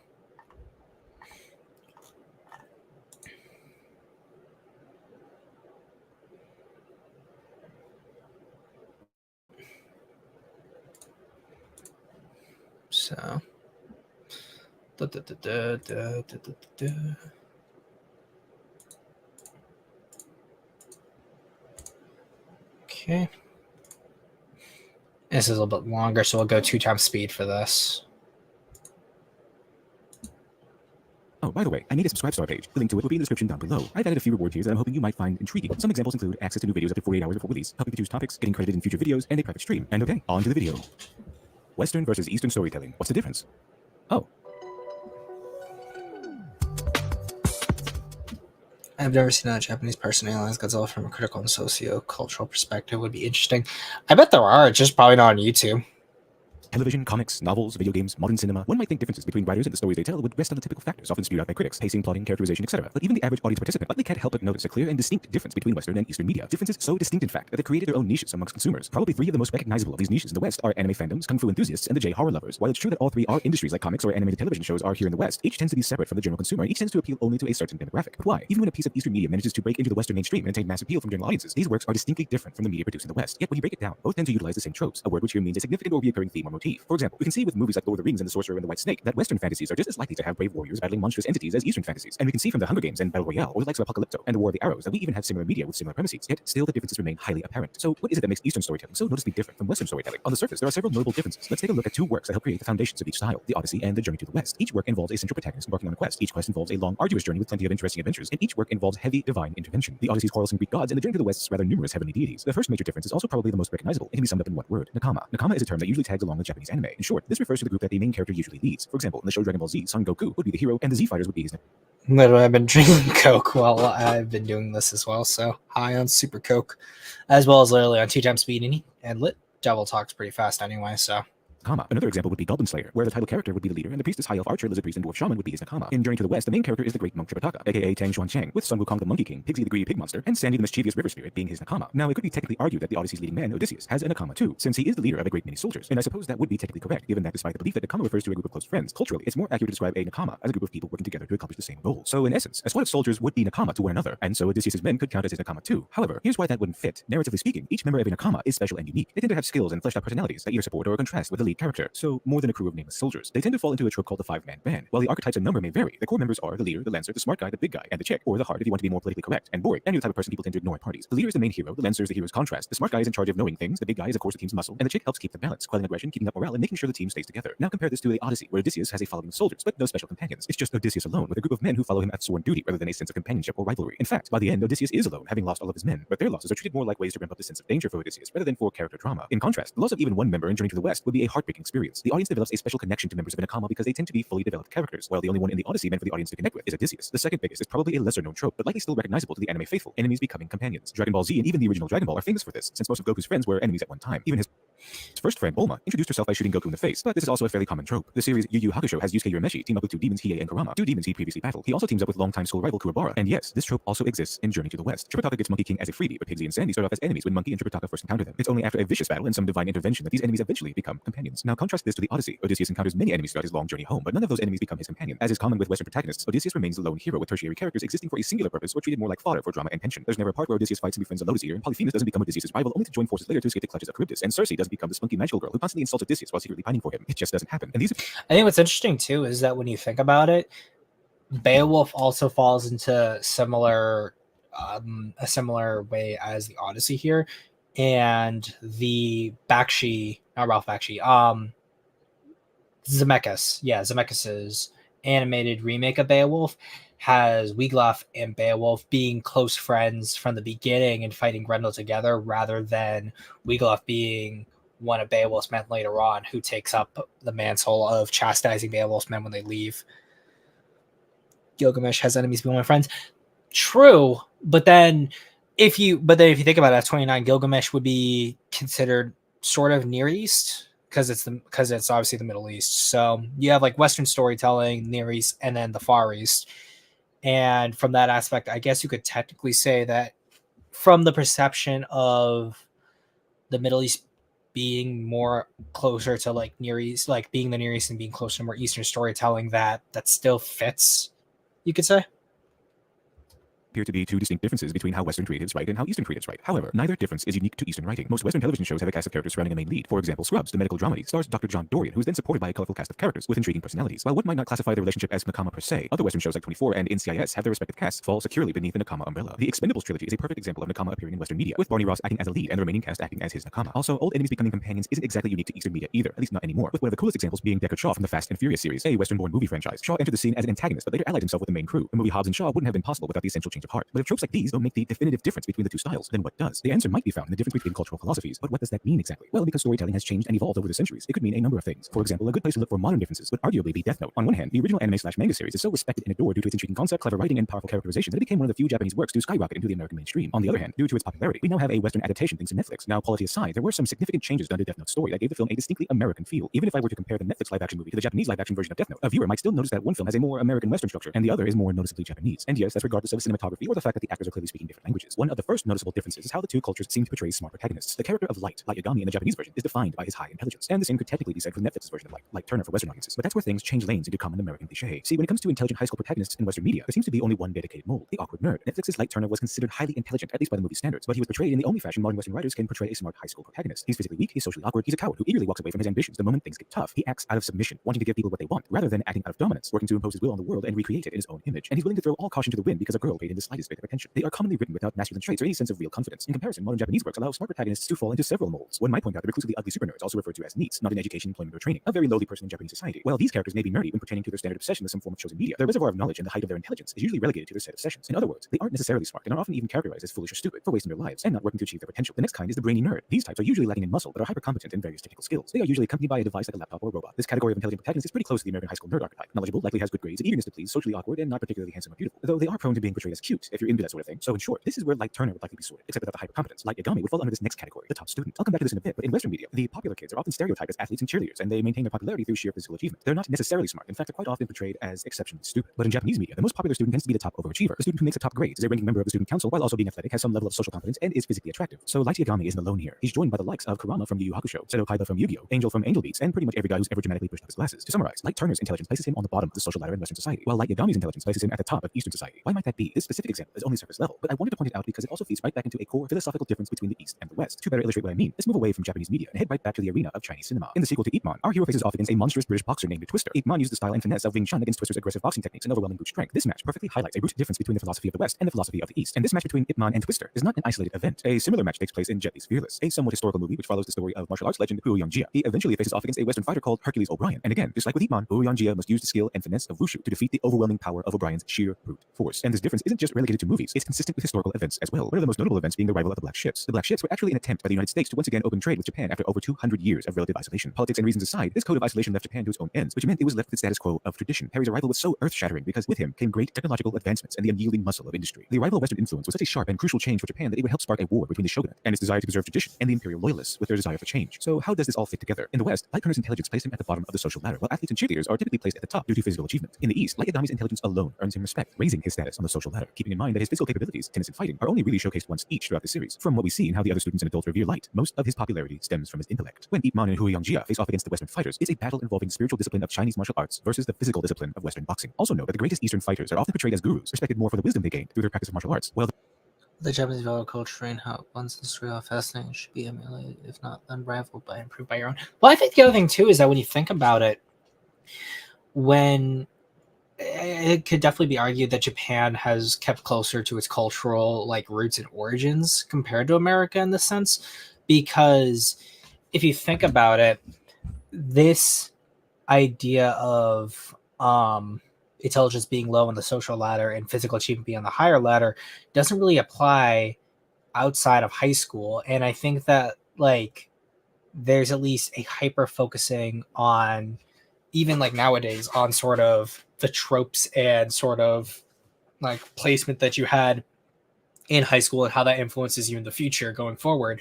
Because once you leave high school and you're going to college and actually going into a career field, unless you're working in a blue collar job or what you're doing directly affects your physical achievements, you're not going to be getting all that much out of just being able to coast off of your physical achievements. And a lot of really important contributors to Western civilization, Western philosophy, all were extremely smart people and not just physically strong people.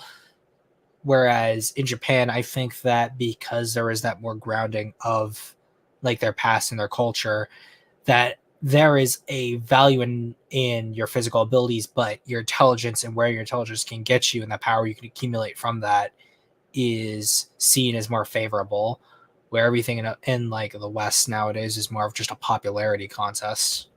Because even intellect. When Ip Man and Hu Yongjia face off against the Western fighters, it's a battle involving the spiritual discipline of Chinese martial arts versus the physical discipline of Western. And I think the physical discipline here is coming from a deracinated form of combat when it comes to boxing and wrestling, which these two guys represent.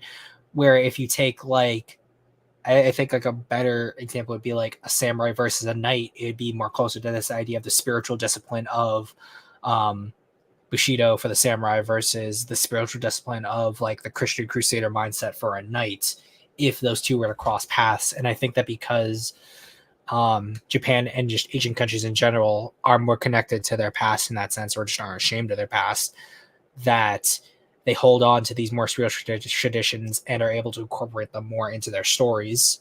And it is those spiritual traditions and sort of deeper ideas that go beyond just the materialistic that produces from what we see, that produces stories in like situations like this, that allows like Eastern stories to sort of be the way that they are, but also why they're still appealing to many Western audiences. Students in adult revere light. Most of his popularity stems from his intellect. When Ip Man and Huiyang Jia face off against the Western fighters, it's a battle involving the spiritual discipline of Chinese martial arts versus the physical discipline of Western. Japan ashamed. I would say like they're ashamed specifically of their World War II past and specifically the actions they did in World War II. But like that's also ignores like a whole lot of the rest of their past that happens in before World War II. Like I don't like the Meiji Restoration isn't exactly like an agreed upon topic, I would say, in Japan, and like they still talk about like the events of the Sengoku Jidai and things of that nature. But like even then, the rise of Imperial Japan wasn't just like classical Japan coming out of World War I and becoming what it is. It's very much the influences of other countries and it being shaped by the outside world around it. But so I wouldn't say necessarily that Japan is just totally ashamed of like their past, because like it's very true that post World War II, Japan is a very different country, but not to the extent where I think like they're completely separated from their past before World War II. Boxing. Also note that the greatest Eastern fighters are often portrayed as gurus, respected more for the wisdom they gained through their practice of martial arts, while the greatest Western fighters are portrayed as skilled athletes, respected for their physical capabilities with intelligence and wisdom. But I think it's interesting too is that like again, like even looking at like these characters, they're more connected to their country's origins and the practices of their country, whereas like Rocky, even though like I really like Rocky, is a product of his time in America, whereas Hercules, obviously Greek, not American, or Heracles if you want to be more specific, is a product of Greece, and then Superman's obviously totally fictional but embodies kinds of American values that I think are also lost. So I think like these are more applicable to the cultures that are depicting them versus I'd say these two. Well, this one definitely to a lesser degree for America, and then Rocky represents it the most, but again, only for like a specific time period. Them being a bonus if present at all. And if anyone has seen Fearless, Huiyang Jia was a great fighter, but only delivered the change to the world that would make him a legend after achieving spiritual harmony, aka achieving enlightenment. And then there's Chiron, who was also a teacher. But I think the thing that he's saying is that Chiron, or Charon, I think it's Charon, isn't the main character of his story. It's the people he teaches. And although he is saying that, like, Fearless, one sec, are portrayed as skilled athletes. Even though these guys aren't the main characters of their stories, that archetype still extends to the other stories he's talked about, where Fearless is an example of that.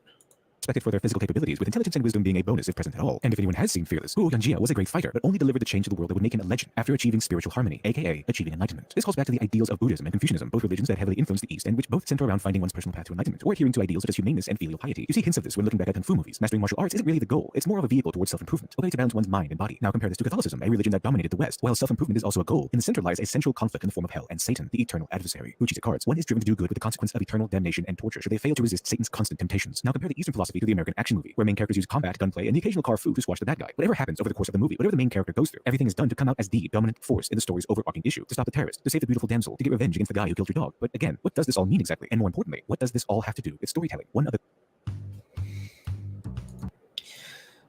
Pride isn't the opposite of shame, but source. True humility is the antidote to shame. Yeah.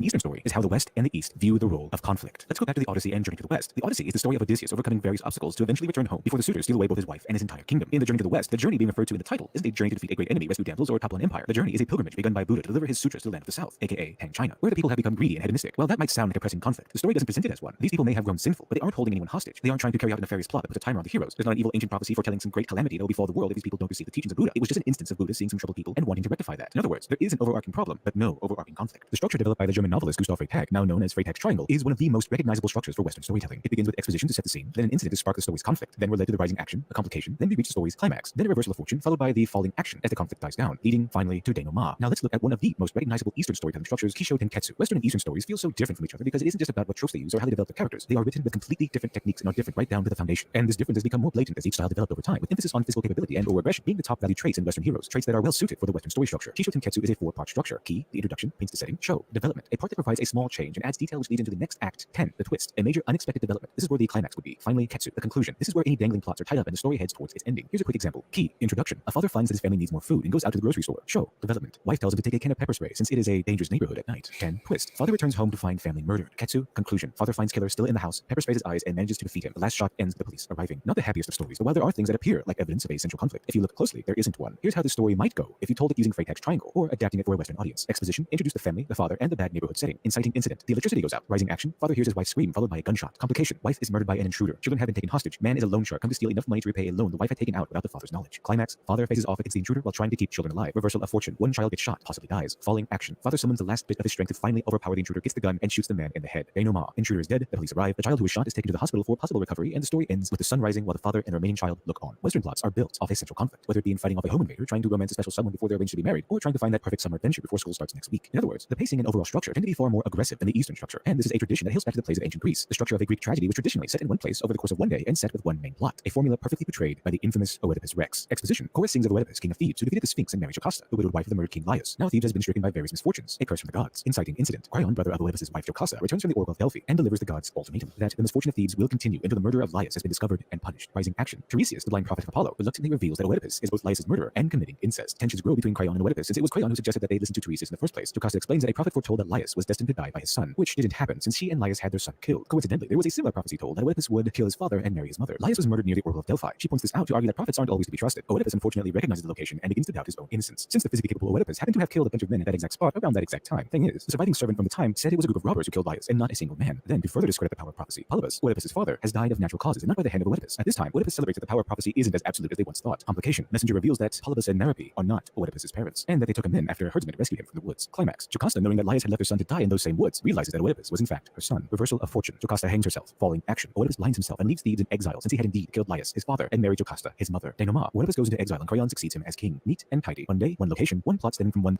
Jocasta. I think like also if you think goes into exile and if you think about this too, like you could have you in a way, Godzilla fits this style of storytelling more because obviously of the inciting incident or inciting moment being the shipping disasters with the expedition, the rising action being further disasters, or the events on Odo Island, the complication being that these mysterious circumstances are the work of a monster attacks, the revelation of a weapon more powerful than the atom bomb. Falling action is the what's it called, the encounter with Godzilla in the ocean with the oxygen destroyer, and then the end is Serizawa sacrificing himself to kill Godzilla but rid the world of the oxygen destroyer. Cryon succeeds him as king. Neat and tidy. One day, one location, one plot stemming from one central conflict. So, how would the story of Oedipus Rex look if run through the Kisho Tenketsu formula? Step 1. Let's remove the central conflict from the equation, which means the plagues of Thebes are no longer in play. Key. Introduction. Oedipus is the respected king of Thebes after solving the riddle of the Sphinx. Life is good, despite Oedipus' dark, brooding past. Show. Development. Tiresias, blind prophet of Apollo, has passed, but in his dying words reveals that Laius, the previous king of Thebes, who people believe had been killed by robbers, was actually murdered by Oedipus. Oedipus rejects the accusation and vows to discover the true identity of Laius' murderer. Jocasta, once wife to Laius, now married to Oedipus, dismisses these concerns by saying that Laius was prophesied to be murdered by his son, but was killed by robbers. A messenger appears to deliver the news that King Polybus, father of Oedipus, has died. Oedipus is relieved because the credibility of prophecies have been challenged twice. One when Laius supposedly died at the hands of robbers, and then when King Polybus died of natural causes, since just as Laius was destined to die by his son, Oedipus was destined to kill his father Polybus. 10. Twist. Messenger reveals that Oedipus had been adopted by Polybus. Oedipus had been found in the woods. Jocasta and Laius had left their son to die in those same woods due to the prophecy. A surviving servant who had witnessed Laius' murder reveals that Laius was killed by a single man. At that same location, Oedipus had killed a group of men during the darkest times of his dark past. Every prophecy had come to pass. Oedipus had killed his father and married his mother. Ketsu. Conclusion. Jocasta hangs herself in shame, and Oedipus plucks out his eyes and flees into exile. Kisho Tenketsu is a writing structure absent of inherent conflict. While conflict can certainly be present in a story written in this style, it isn't necessary. In other words, this formula allows a writer to center the story around other elements. This is probably why the slice of life genre, where the topic of the story follows a character or characters as they go around an ordinary day, has more or less been dominated by anime and manga, and those trying to emulate its style. It might also be why the beach episode has become a well-known staple in anime culture, because when a central conflict exists as the absolute center of your story, every major element must connect to that conflict in some way. In effect, your characters, villains, twists, and turns become vehicles for the plot's progression. For example, the city of Thebes has been cursed by plague. How is this resolved? Terrorists have taken over a building filled with valuables in order to steal them. How is this resolved? An evil oppressive empire has taken over the galaxy far, far away. How is this resolved? With the Kisho Tenketsu story structure, conflict, along with other elements, can become a vehicle for something else. A hero has devoted his life to slaying goblins, despite the job being lowly and beneath most adventurers. What drives a man to do this? A hero reaches power beyond measure and becomes a powerful anomaly within his own universe. How does he deal with this, and how does the world deal with him? A young prodigy finds a notebook that can kill anyone whose name is written inside. How does he react? I think, like, also too, and if you think about it, there is a general lack of like modern day people having like solutions of their own and sort of a deferment to experts. So it could also be said that like the reason why the Western style storytelling isn't doing so well is that if people don't really have any solutions to things going on in their lives, how are they going to have solutions for their stories when most of like the stories are also just reflections of the real world and they don't have solutions of their own and leave it up to the audience to decide, which does work to some extent, but ultimately these lack of experiences and lack of these solutions, it could be what's leading to a lack of proper stories. Whereas with the Eastern style of storytelling, you could sort of just get into the head and the mind of a certain character or certain thing, which is why it could also be said that some of these newer stories follow the Eastern storytelling model more, but even then don't do it in a satisfying way because they're still doing it through the framework of a Western storytelling lens.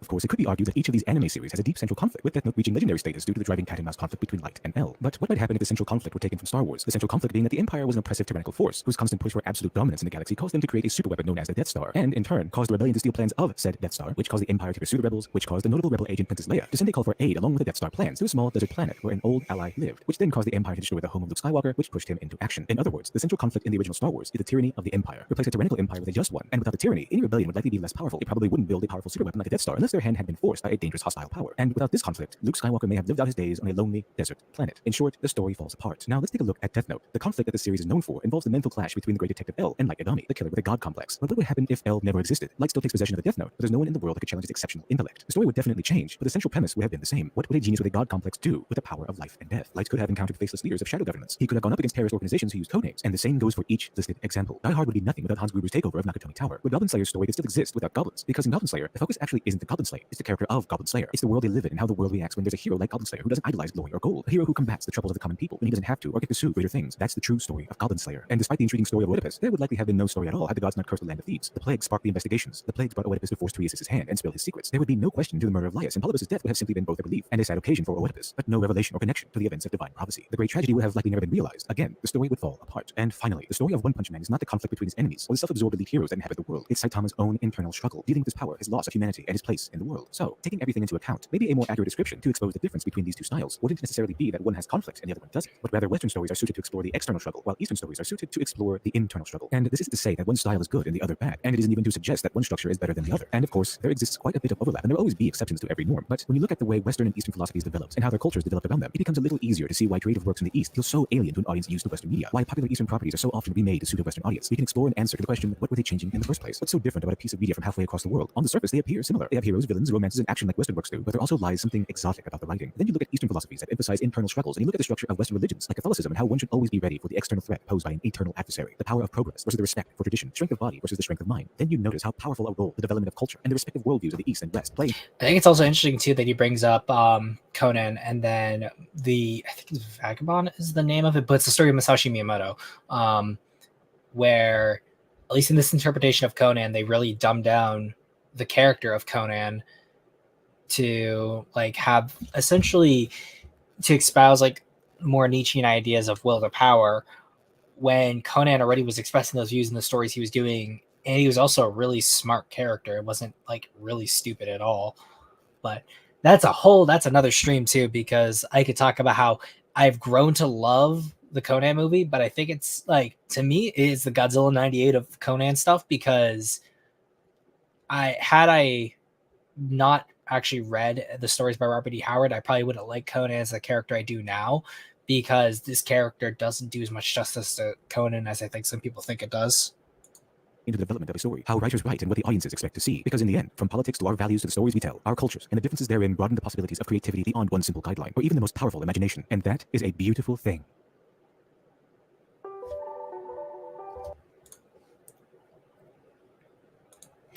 And we streamception a little bit, guys. Welcome to the behind the scenes. But yeah, that's at least all the videos that I was going to be covering today. If everyone wants to, I can have the stream open up for a little bit, have you guys talk, and kind of give your thoughts on at least like your thoughts about Western versus Eastern storytelling for a little bit. So, as always, I will put the invite to the chat in the Discord, and then for everyone, I will drop the Discord link in the description if you have not joined the Discord already.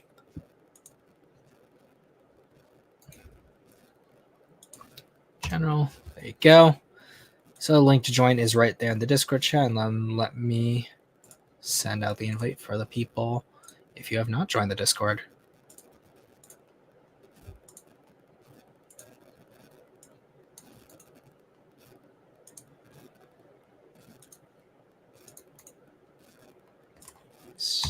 There we go.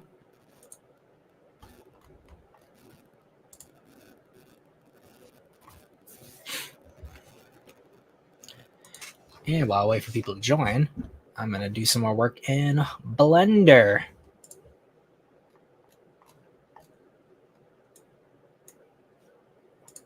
And it's the Sea Monster. Welcome, welcome, good sir. Hello. How's the rest of the stream? Yeah, pretty much just did a stream. Yeah. The stream because obviously I left. The stream went fairly well, I would say. Pretty well. Okay, that's good. Yeah. Pretty, yeah. We were just kind of talking about the Monsterverse in general in Godzilla 2014. But as far as philosophy goes, definitely pretty interesting to kind of notice the differences between the approaches on storytelling from two different sides of the world, of course. Yeah, exactly. But yeah, it's like in the general sense, like in terms of just overall structure, like maybe not enough. Like it would. There's definitely some similarities in the baseline skeleton of the whole thing, but but the approaches definitely spice things up a little bit. Sure, and it was definitely a pretty interesting video. Just to look over. I will say I did watch that. What is it, like that video where you're going to be covering like a couple days from now, which is about something not about Western or Eastern storytelling philosophy, but rather like it's about Godzilla, sort of, pretty much. What's it called? Yeah, Big Joel's video. Yeah, definitely looking forward to that stream. That's gonna be. I'm also doing that. It says I'm gonna be doing it early, but depending on like whether I can get time off work, I may be doing it later. And I'm like, if we're doing it later, it's gonna be something for sure. Yeah. And how's it going, Vic? Hey. You just came in really soft there. Uh-oh. I might be a little soft. I don't have my mic at the moment. Oh, Zim just disappeared. What's going on? Hi. And back. I'm back. Music dropped off too. I love that. Oh, no, it did it. There we go.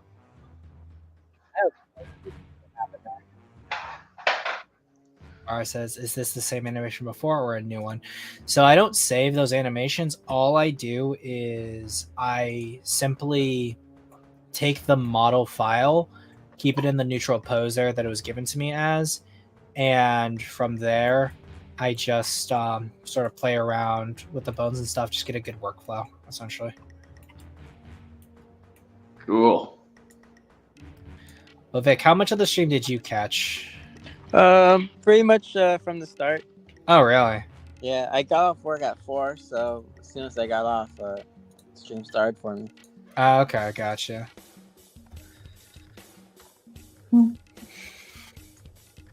But yeah, I think like at least looking at the first set of videos that was shown there, it's really weird because he doesn't do a whole lot to actually like talk too much about the Western versus Eastern storytelling perspective, and then like all the examples that are given are again super cherry picked to me, it seems. Yeah. With Yeah, I don't like extended cinema? Yeah. Yeah, I think a few of them were too. I agree on that.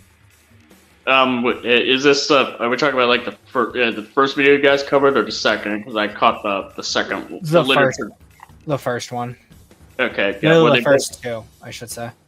Okay, so yeah, because I caught the literature devil one pretty much. So. But yeah, like my input as far as like before Vic came out was about the literature devil video, which definitely was a lot more kind of bringing up like kind of like examples that are notable that people would recognize, but definitely like going into the structures of how like storytelling and the differences between Eastern side of things and the Western side of things, so on and so on. So as far as like the other videos go, I obviously I haven't watched them, so I can't really add much to the conversation there. But yeah, like I would say, like at least from what Literature Devil says, I would definitely class like the first Godzilla definitely more within the Western storytelling convention rather than like the Eastern one that he presents, because it's mostly like the conflict is centered around Godzilla as a monster. Yeah. Like I could also probably say we're gonna bring it up. -1 is closer, you could say, to like the idea of like the Eastern storytelling, because it's mostly about like a man encounters a monster, or a man encounters like a traumatic wartime event. How does he deal with it? But yeah, there's like the film definitely focuses a lot on the internal struggle which Shikishima goes through, while still certainly giving us the external threat of Godzilla. Yeah, exactly. It could also be said too that like the idea of the creature feature is more of a Western storytelling strategy anyway, in comparison to like the Japanese one, but yeah, because at least like when you look at it, there is far more stories across like Western or like European mythology about fighting monsters or dealing with monsters, whereas in like the Japanese tradition, it's more focused on like people encountering these creatures along the way, rather than like there being, like he's like Literature Devil says, like a central conflict between man and the monster. Yeah.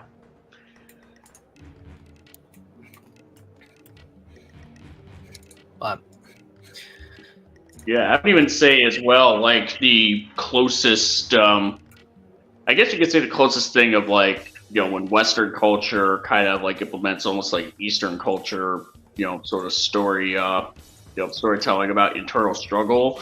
I don't know if, this, I'm not sure if anyone here would agree, but I would say, I think an example would be like the Wolfman, pretty much, because, because like the threat is just kind of the threat, or like the drama that's going on in the story is kind of something that's going on. It starts out as external, but it passes on to being something much more internal, because the protagonist is dealing with something within himself. It's pretty much that that was kind of passed on to him by another man who was kind of experiencing the same thing. So I think like also if you think about it too, it could like that could also justify like what I've also said too, wherein that the whole idea that Western stories are kind of deracinated from like their spiritual origins comparison to Japan is shown in the Wolfman, where it does have, being a gothic story, has a little bit more of that spiritual influence to it. yeah, for sure. Yeah, there's like, you pretty much, there's like a lot more of a gothic storytelling, like with the Wolfman or so on. You pretty much got like sort of a marriage between like the Eastern and Western like sort of philosophies of storytelling and conflict. Like, if, like another example, like you could say like Frankenstein as well. Like there is like the external drama of like the monster being, that Frankenstein created, like, going around and just kind of, doing his thing and, eventually wanting revenge against, the doctor. But really the doctor kind of like had that hubris within him that sort of caused this thing to exist in the first place. Happen in the first place, yeah. So, yeah. Well, and you could also be argued too that even with Frankenstein as well, it's more of a sort of a thing of mankind. Like what's it called? A man brings something from the dead. How does he deal with it? It could also he gives something life that just did that pretty much shouldn't have been given life. Pretty much like he kind of. Without fully understanding the implications of even committing to that kind of level of godhood. Mm-hmm. So, like the closest example of like something like a Universal Monsters story or even a Gothic story that's like iconic that would kind of fit much more into Western stuff, more than anything, would be Dracula for sure. Mm-hmm. So, because that's like strictly an external threat. There isn't really much of like an internal struggle going on for anybody. That like it's strictly about like there's a monster has shown up. And people got to deal with that. Exactly. Yeah. So.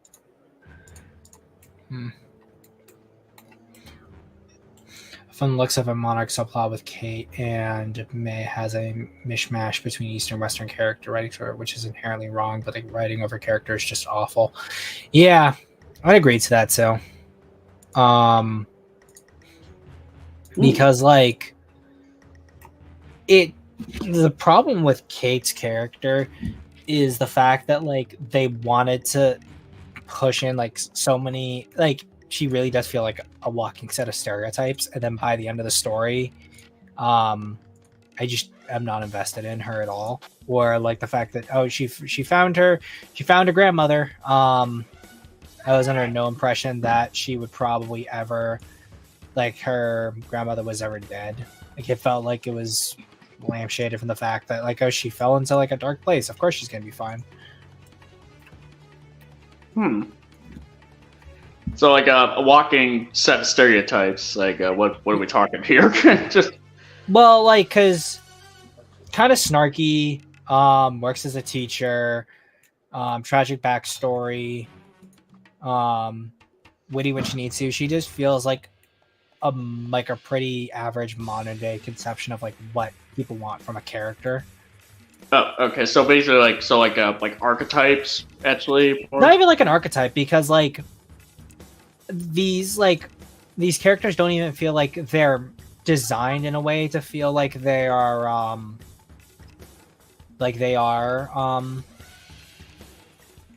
following through one another. It just feels like they are just reaching the same conclusion.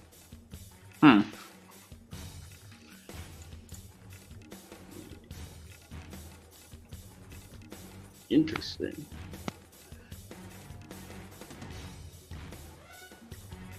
So how you doing, Vic? I'm doing pretty good. Just watching Zim do his thing. Really. Yeah. Interesting. Yeah.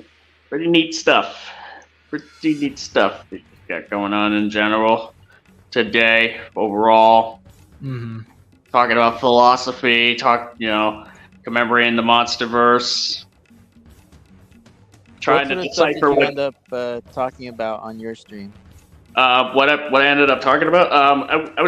It's mainly just like it was like a general discussion on the MonsterVerse, but I kind of highlighted Godzilla 2014 because that movie turned 10 years pretty much today, and the MonsterVerse in general, pretty much when you really think about it. So it kind of was very fitting. There were points where the stream definitely kind of went off the rails in terms of discussion, because that's kind of what happens. but yeah, it was a fun one. C Animus was there, Zim was there, obviously. Some other folks as well. But it was actually the most crowded that my lobby pretty much kind of got. Like, we had like 6 people, or I don't know, was it like 5 or 6 people? Yeah, 6 people all at once. You don't pay for StreamYard, right? No, I don't pay for Yeah, StreamYard. so yeah, you can carry 6. And we got Minecraft rolled in. Oh. Hey. Sorry if I make weird noises. I'm currently eating a cookie at the moment. Yeah. Don't worry about it. Yep, good to see you again. So first off, happy birthday to Titanus Gojira, the Godzilla 2014. Just wanted to say. Yeah, exactly. Happy birthday! Happy birthday! Happy birthday. Good old Gojira. We will remember Yeah. you. Yeah. So tomorrow I'm starting a second job, so that's gonna be fun. Cool. So you're working 2 jobs now? Yeah, I'm getting a second job at Little Caesars, so I'm not going to be able to join the shoot stream a Little tomorrow. Caesars. What? I said, wait, shoot a Little Caesars. Wait, have you played Fallout New Vegas? No. Oh, so you're not going to get... Game. Oh, so you're not going to get that at all. I was like, wait a second, how does he not understand that? I'm like, oh wait, he probably just never has played Fallout before, so that's why he's like. No, I've been thinking about getting a PS3 copy of Fallout New Vegas, like on eBay, pretty much, because I want to try to. I tried playing it at some point on my stream, on my Steam at some point, but I'm not much of a computer gamer person, so. Yeah, it was a little. Yeah, plus the other issue too is that Fallout is also pretty finicky on PC anyway, unless you like delve with a lot of mods and stuff to fix stuff. So yeah, really, yeah. So I'll just stick with get a PS3 copy. Which I've had a PS3 since like December 2020, like Christmas 2020, 2010. Just want to make that clear. 2010. Where I got it along with Red Dead Redemption, so that was a good Christmas present around that. My brother loves those games. He's been obsessed with those games for the past 2 months, roughly. Red Dead Redemption? Well, actually, no. Yeah, Red Dead Redemption. He's been obsessed with those. Actually, not for the past 2 months, since Christmas last year. Those games are tits. I'm just gonna tell you right now. They are. They really are. Awesome games. But yeah. God, where was I? where did we go? How did we get? Anyway. We were just obviously, since you're new into the lobby Minecraft world, did you how much of the stream did you watch, or did you just come in like right now? I was for about, like, when he was talking about Godzilla versus Kong and like the spectacle stuff about it, and then I had a brief thing with Blackaroonie earlier, saying like the slop, like GVK, is that a problem? Yes, because it leads to people to demand more inequality stagnates, and entertainment continues to do its job. Okay, gotcha. Right, yeah. Because I've been thinking a lot about like why GXK has been so successful, and especially why the kaiju genre has lasted for as long as it has.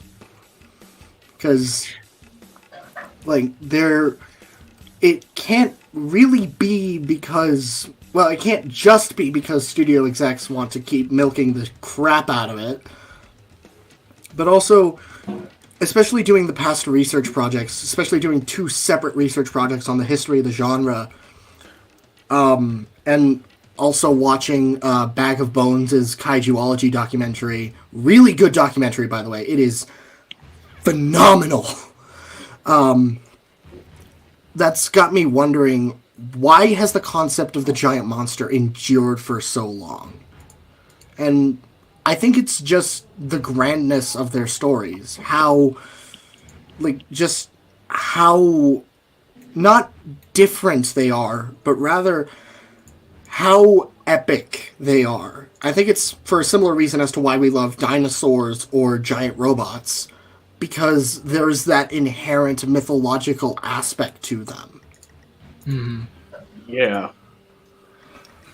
I think that's. I think there's definitely like. Well, I think that like has to do with like the idea that there is a mythopoetic element to these concepts, and because of that, that's what's going to make them endure, in my opinion. And I think that like with the idea of monsters being around for as long as they have, that's kind of what's been allowing them to endure, is because of like how ingrained they have been in science fiction since like the 50s. Mm-hmm. But I also think like people like we just generally are afraid of big things. So big monster that tramples like big cities, like a monster that's threatening like not only civilization but also towering over us, is just going to be what's scary to us. Giant monsters is rooted in mythology. It's an archetype in itself. As far back as with Leviathan, the Beast, the Book of Revelation represent grander concepts. I think the giant monster itself is an idea. The archetype, I think the Leviathan in itself is another archetype, like the archetype of the Chaos Serpent. Yeah, which doesn't even come from the Leviathan. The concept comes from Tiamat, the mythological Tiamat. Yeah, not the Tiamat that. Not the Tiamat not, that gets not the one that Godzilla gutted. Not the one that Godzilla cut up like a butchery, like he's cutting up a bunch of carrots. Yeah, well, I would say like it's like the most oldest confirmation we know of it comes from Tiamat, because I think there are cases. Yeah, of, like, the Leviathan is just the quintessential example of it. Yeah. But yeah, and even then, not all monsters of the myths really represented much, at least not from what I could find. Typhon, for example, doesn't really represent all that much aside from maybe fear of volcanoes and failed hubris. But I think like also with Typhon, for example, you could argue that due to like the idea of Typhon and Echidna being the father and mother of monsters, that it just represented the fear of chaos as a whole. Because without like when you have to worry about the idea of just nature just coming around and messing you up, that like the father of the gods just fighting these forces on a daily basis or just in grand battles was what was significant during that time. I think Sea Monster meant something else, and I get exactly what he means. He thinks he's slick, but he's right. It's from Blackaroni. So, what was that reference to? Just to make sure, because it took me a second. I was like, wait, how am I being slick? Oh, wait, he thinks I'm right. Okay. What was that about? What was it? Probably from earlier.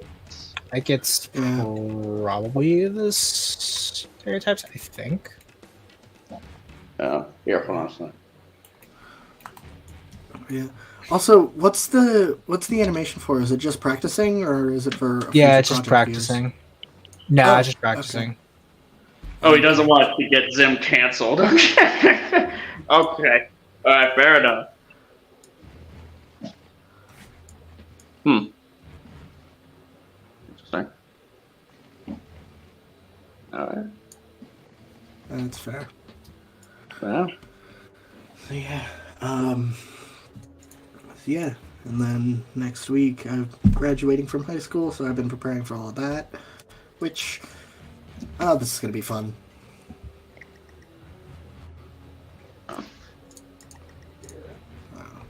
Congrats, man. Yeah. I've also been trying to find, like, rewatch every single MonsterVerse movie because I want to do a 10-year anniversary tribute. 'Cause that was like, come on, that's awesome. It's been 10 years.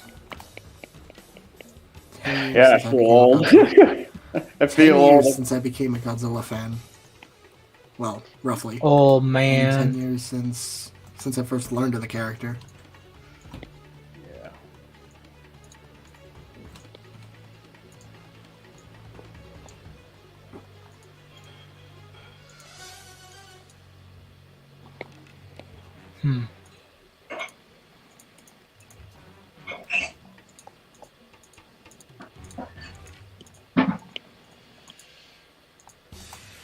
So you guys see the new Gigabash DLC? Yeah. Yep, it's King Giddy and Hadira, or her, Yeah. the great and I mighty was Pooh. I was kind of hoping for 4, in fact, and I was also actively rooting for Orca, but this'll do. At least we get another one that hasn't really gotten some love for a while. So.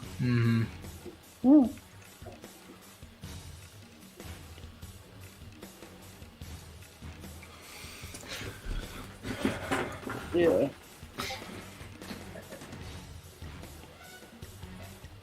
Huh, interesting.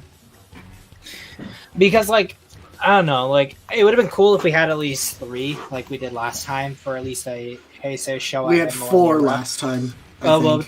Well, we had 4 last time, but it would have been good. I knew that probably the DLC was going to be less anyway, so if we got a DLC with less characters, at least just having 1 for each would have been cool.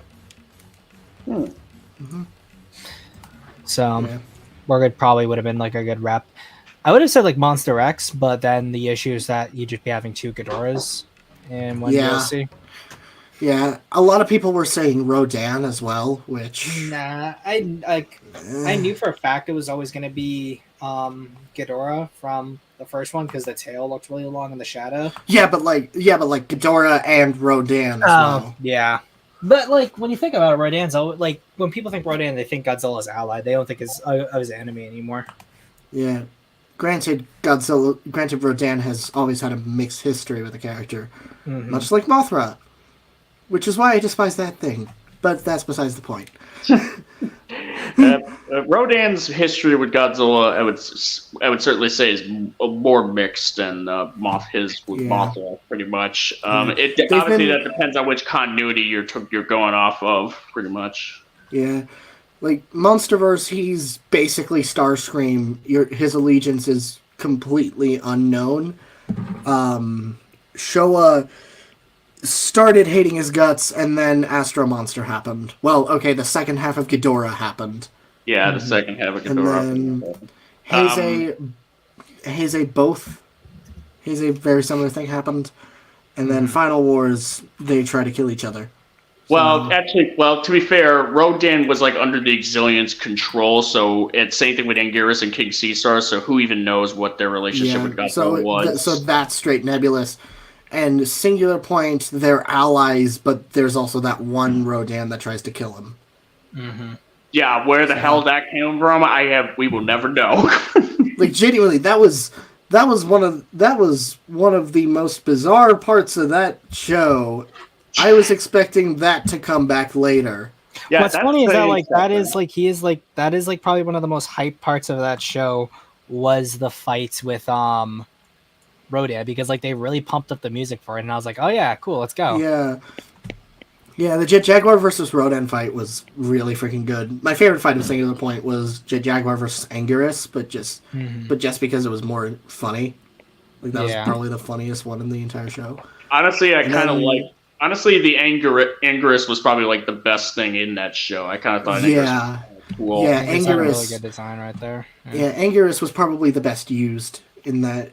They didn't replace him with someone else or try to call him a new monster. Granted, and he still felt like Anguirus. Yeah, he even felt for like Jet Jaguar. Anguirus. Even for Jet Jaguar, as much as I praise that part, one of the few things that I will actively praise Godzilla Singular Point for, it still misses a lot of the essence of what makes Jet Jaguar cool.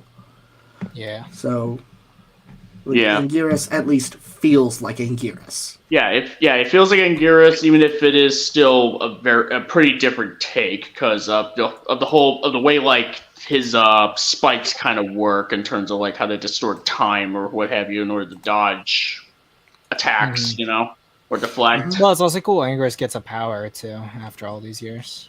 Yeah. The most that you would get for Anguirus having a power is like either him curling up in a ball and everything, but that's just a skill thing.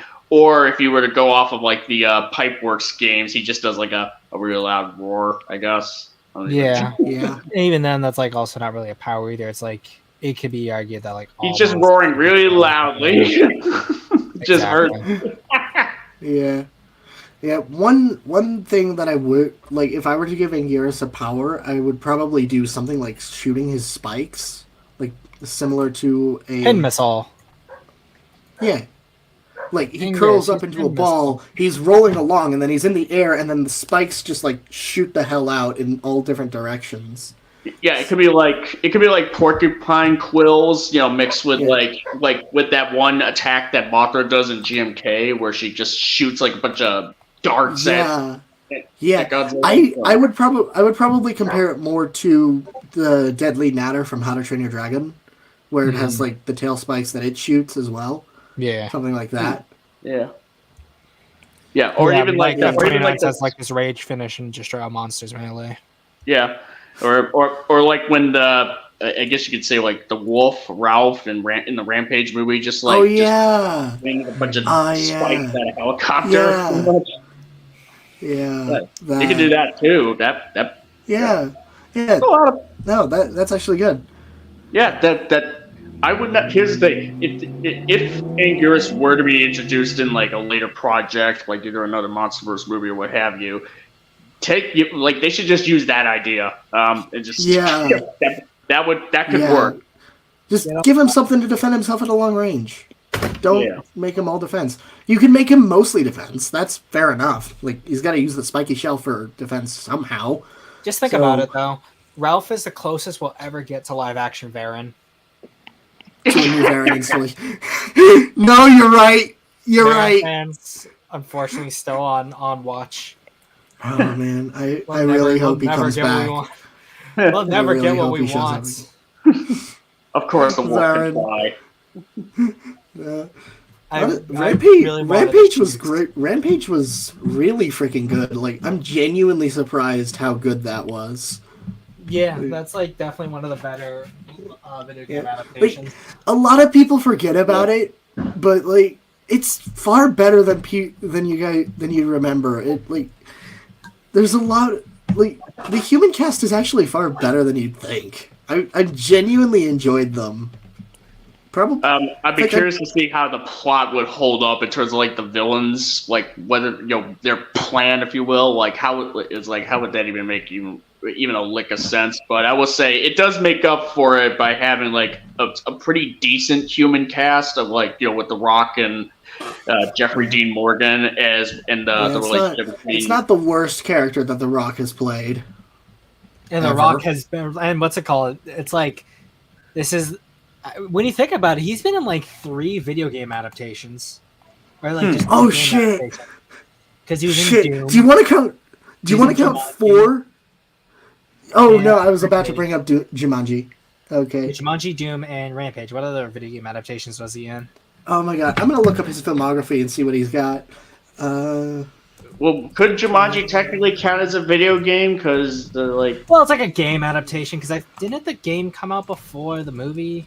No, I think the movie was based on a book. Oh, the movie was just based on the book. Okay. Yeah. Yeah. I'm just looking through these. Super Pets. No. He was in Planet 51? You guys remember that movie? I like that. I love that movie. Yeah. Wait, he was in Free Guy? Yeah. Oh yeah. No, I don't remember that. He made a cameo in Gem and the Holograms. That terrible movie. Oh my god! Don't ask me why I watched it. Please don't. I don't really see any other adaptations aside. Any other video game adaptations aside from Doom? Doom, and it's just Doom and Rampage. Then okay. Okay. But yeah. Yeah. And obviously, so if I had a nickel for every time The Rock was in a video game adaptation, I have 2 nickels. This is my 3 nickels. Well, 3. Would it be Rampage? Yeah, Rampage, Jumanji, and Doom. Well, Jumanji didn't have a video game until after the second one, and it was based on the book, so 2. Well, I mean, you could probably count it. Yeah, that's what I did originally. Well, all right, well, here's the thing: The Rock never even showed up in the original Jumanji, which is based on a book that was Robin Williams. But years later, you got Jumanji: Welcome to the Jungle, which I don't think was ever based on a video game that preceded that, and then that one got a sequel. So, yeah, the next level. So as far as like just a straight up adaptation of a video game, you got Doom, Rampage. Shit, what else? There's got to be something else. There's got to be a third one. There has to be somewhere. Like, as wonk as that Doom script is, at least we got like this awesome line by him that I'll always just cherish forever.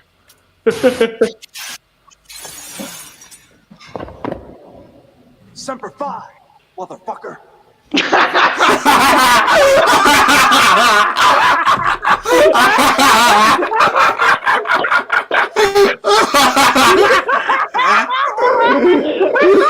Oh, that is great! Oh, that is great! To the core, John. Oh, that is so funny. Oh god. That was worth getting a content ID claim, I'm sure. Oh my god! There's so many like clips that were in this. I'm not gonna be surprised if I get a content ID. Claim. I might want to watch that movie just to see how good it is. Ironically. It's so funny because literally, like, this is after like he gets infected, so they're having their little fight, and then he sneaks up on him, punches him, and then he says that line. I think that's like the last actual line he says in that movie. Oh my god! What a way to finish it. Can you believe that there was even like a second Doom movie that got made and nobody ever talks about it because not only was it shit, but it didn't have. It was even worse. Yeah, and the fact that it didn't even have Carl Urban or Dwayne Johnson. It was trying to be a reboot, but yeah, and then like the fact is that like it doesn't even follow any of the other Doom storylines either. Like it's right. Yeah, it's the other way.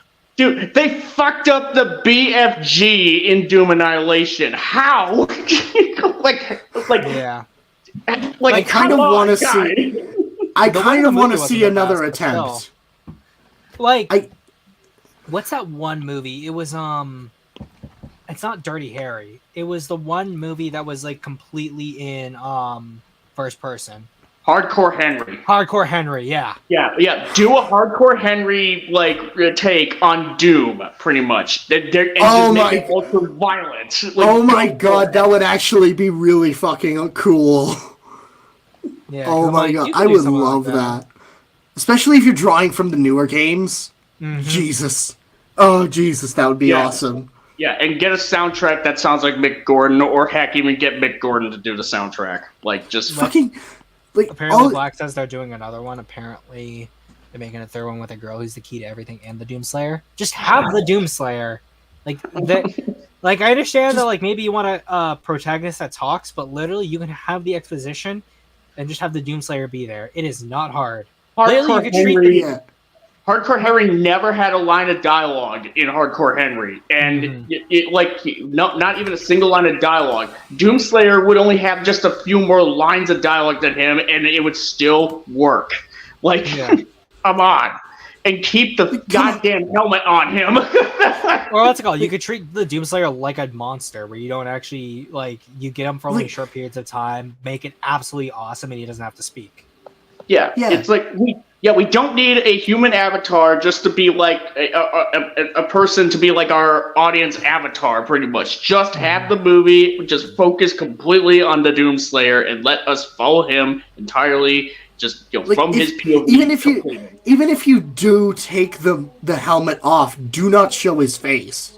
Don't show his face. Just like or show as little of it as possible. Like just like the bare minimum, just so we get at most the eyes. At most his eyes. In my opinion, if you have to show his face, you need to get an actor who at least looks like the Doomslayer from the games.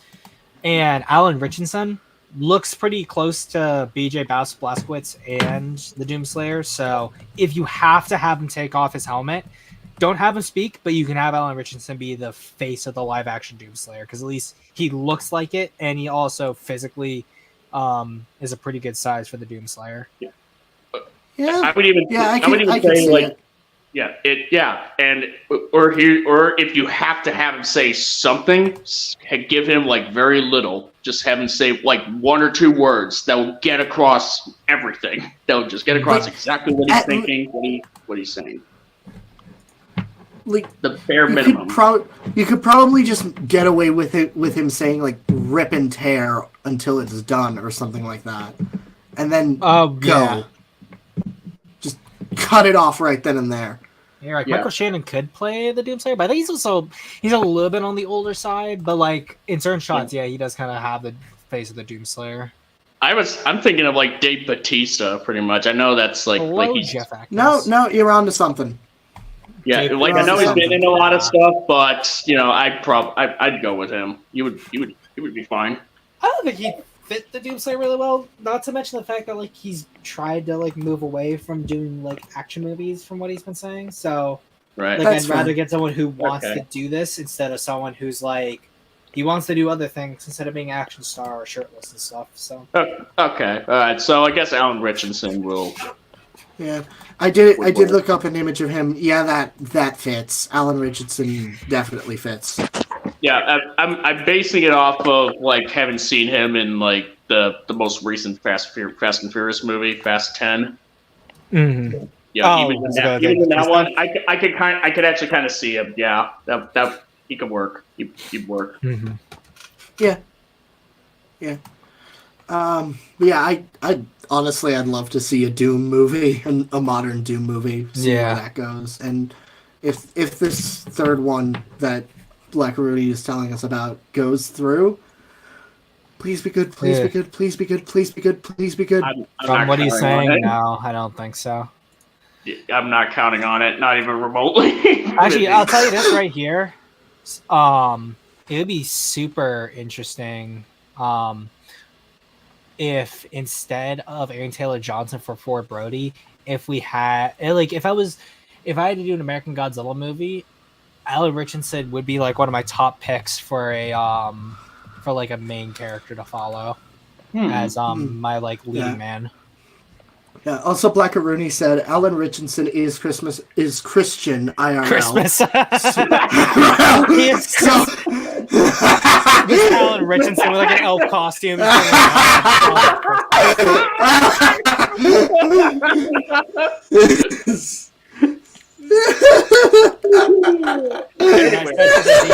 Ho ho ho. Ho ho ho, motherfucker.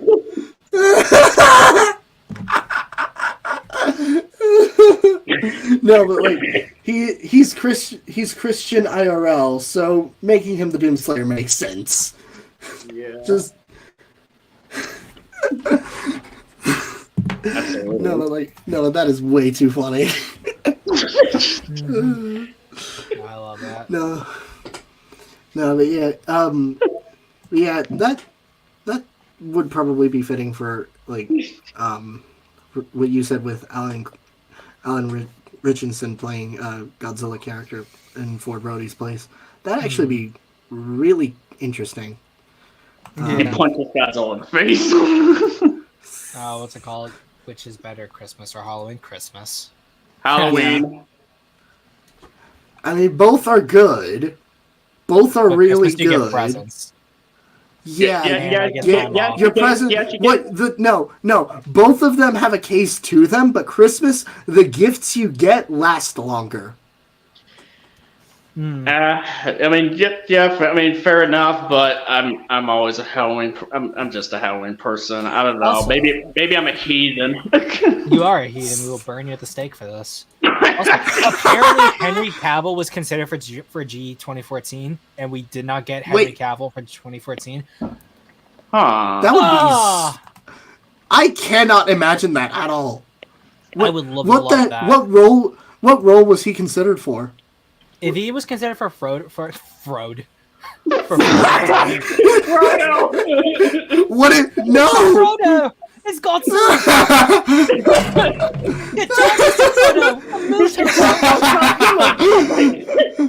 We got to stop the Mutos. What's it called? Rod Brody is like Lonk instead of Link.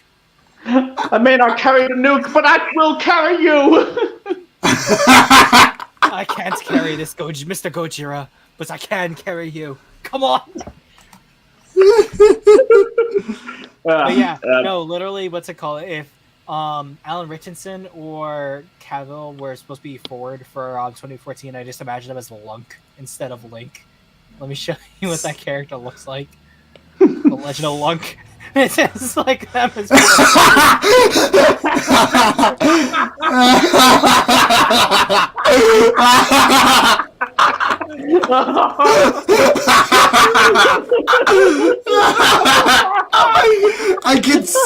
I can see what you're talking about. Oh my god. My family's in danger, and there's Godzilla. Oh my god.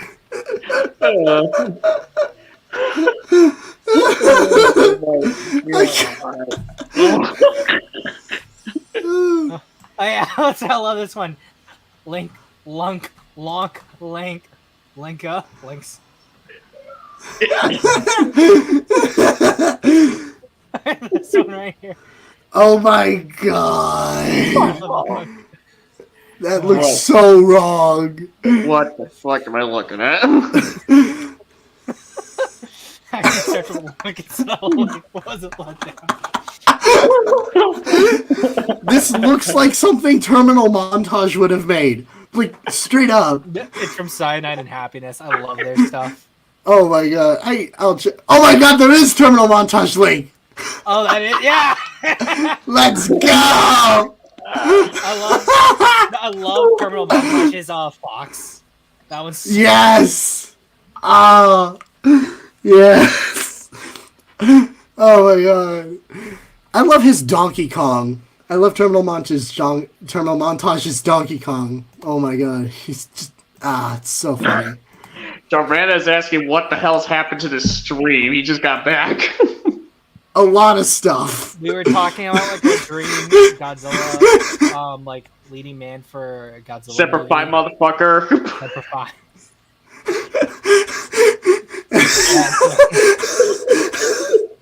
You gotta end the stream with saying that line. We got to. I know.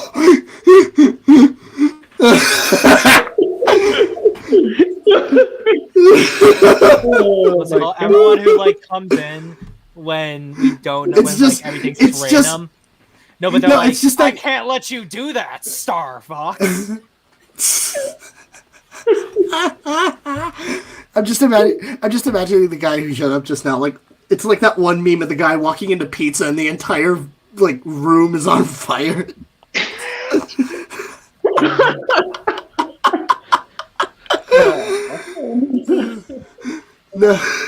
No, the Terminal Montage just he's fantastic at what he does. He's one of my favorite content creators on YouTube. So was this what you were?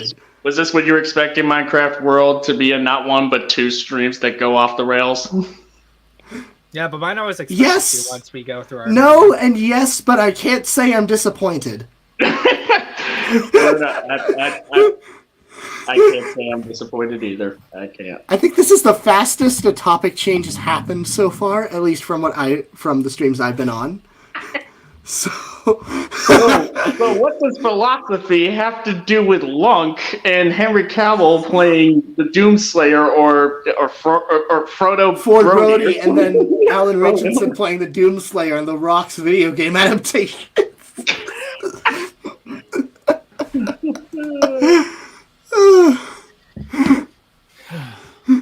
Oh my god. Really, it would all fall into Eastern philosophy, with internal conflict and what have you. Exactly. And it really coincides with the fact that Japan in the 1904 original Gojira were the ones to create the atomic testing that spawned Gojira.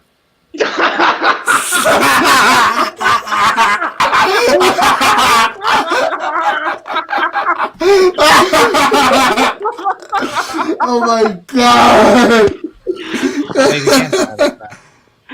Oh god,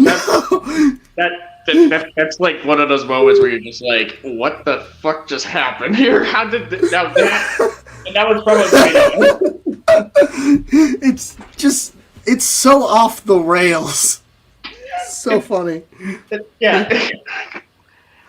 It's like, how do you even miss the bare minimum of a point about Godzilla's inception? Like, how can you make a video like that and just, talking about Gojira 54, try to extensively talk about the politics behind it and miss that mark so far? Oh my god. Watching that moment, that made me laugh and rage as hard as Dr. Skipper's the Japanese threats thing. That was so stupid. Oh my god. I kind of want to say it's worse than that, but also funnier than that. Usually the worse it gets, the funnier it gets sometimes. Yeah. Pyro's reaction was that was oh god, his reaction was just, oh my god, that was so funny and extremely appropriate. We were at ground zero right there. Wouldn't you say so? Oh my god. Yeah. Pyro's reaction was just Jesus. Well, it's so funny because he was like, "Oh, I could totally see that." And the American version were like, "No, the Japanese one." He's like, "What?" Just full stop. Wait, what? Yeah, he was so confused and offended. Oh man, I kind of feel bad for him after that. Nah, I kind of feel really bad for him. That was great. Yeah, rewatching that stream was a hell of a lot of fun. Mm-hmm. Yeah.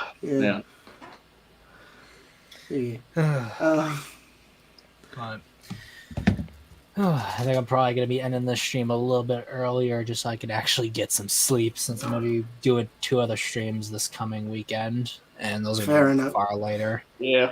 At least I make this a consistent 2 hours there, so 2.5. Yeah, fair enough. Works pretty well. Yeah. As well as it also means that when people are writing it back, they don't feel as I feel like, oh my gosh, I have to watch 4, 5, 6 hours of this. Yeah. But yeah. And I had to rewatch the Japan made the nuke stream in 3 different sessions. Mainly because I started watching it at school, and then I started finishing it towards the end, and then I finished it then I properly finished it the day after. So, yeah. That's why you need to do what I do and watch everything at 2 times speed or 4 times speed if you can do it. You see, that's fun, but it also gets disorienting really fast. It probably explains all my medical issues.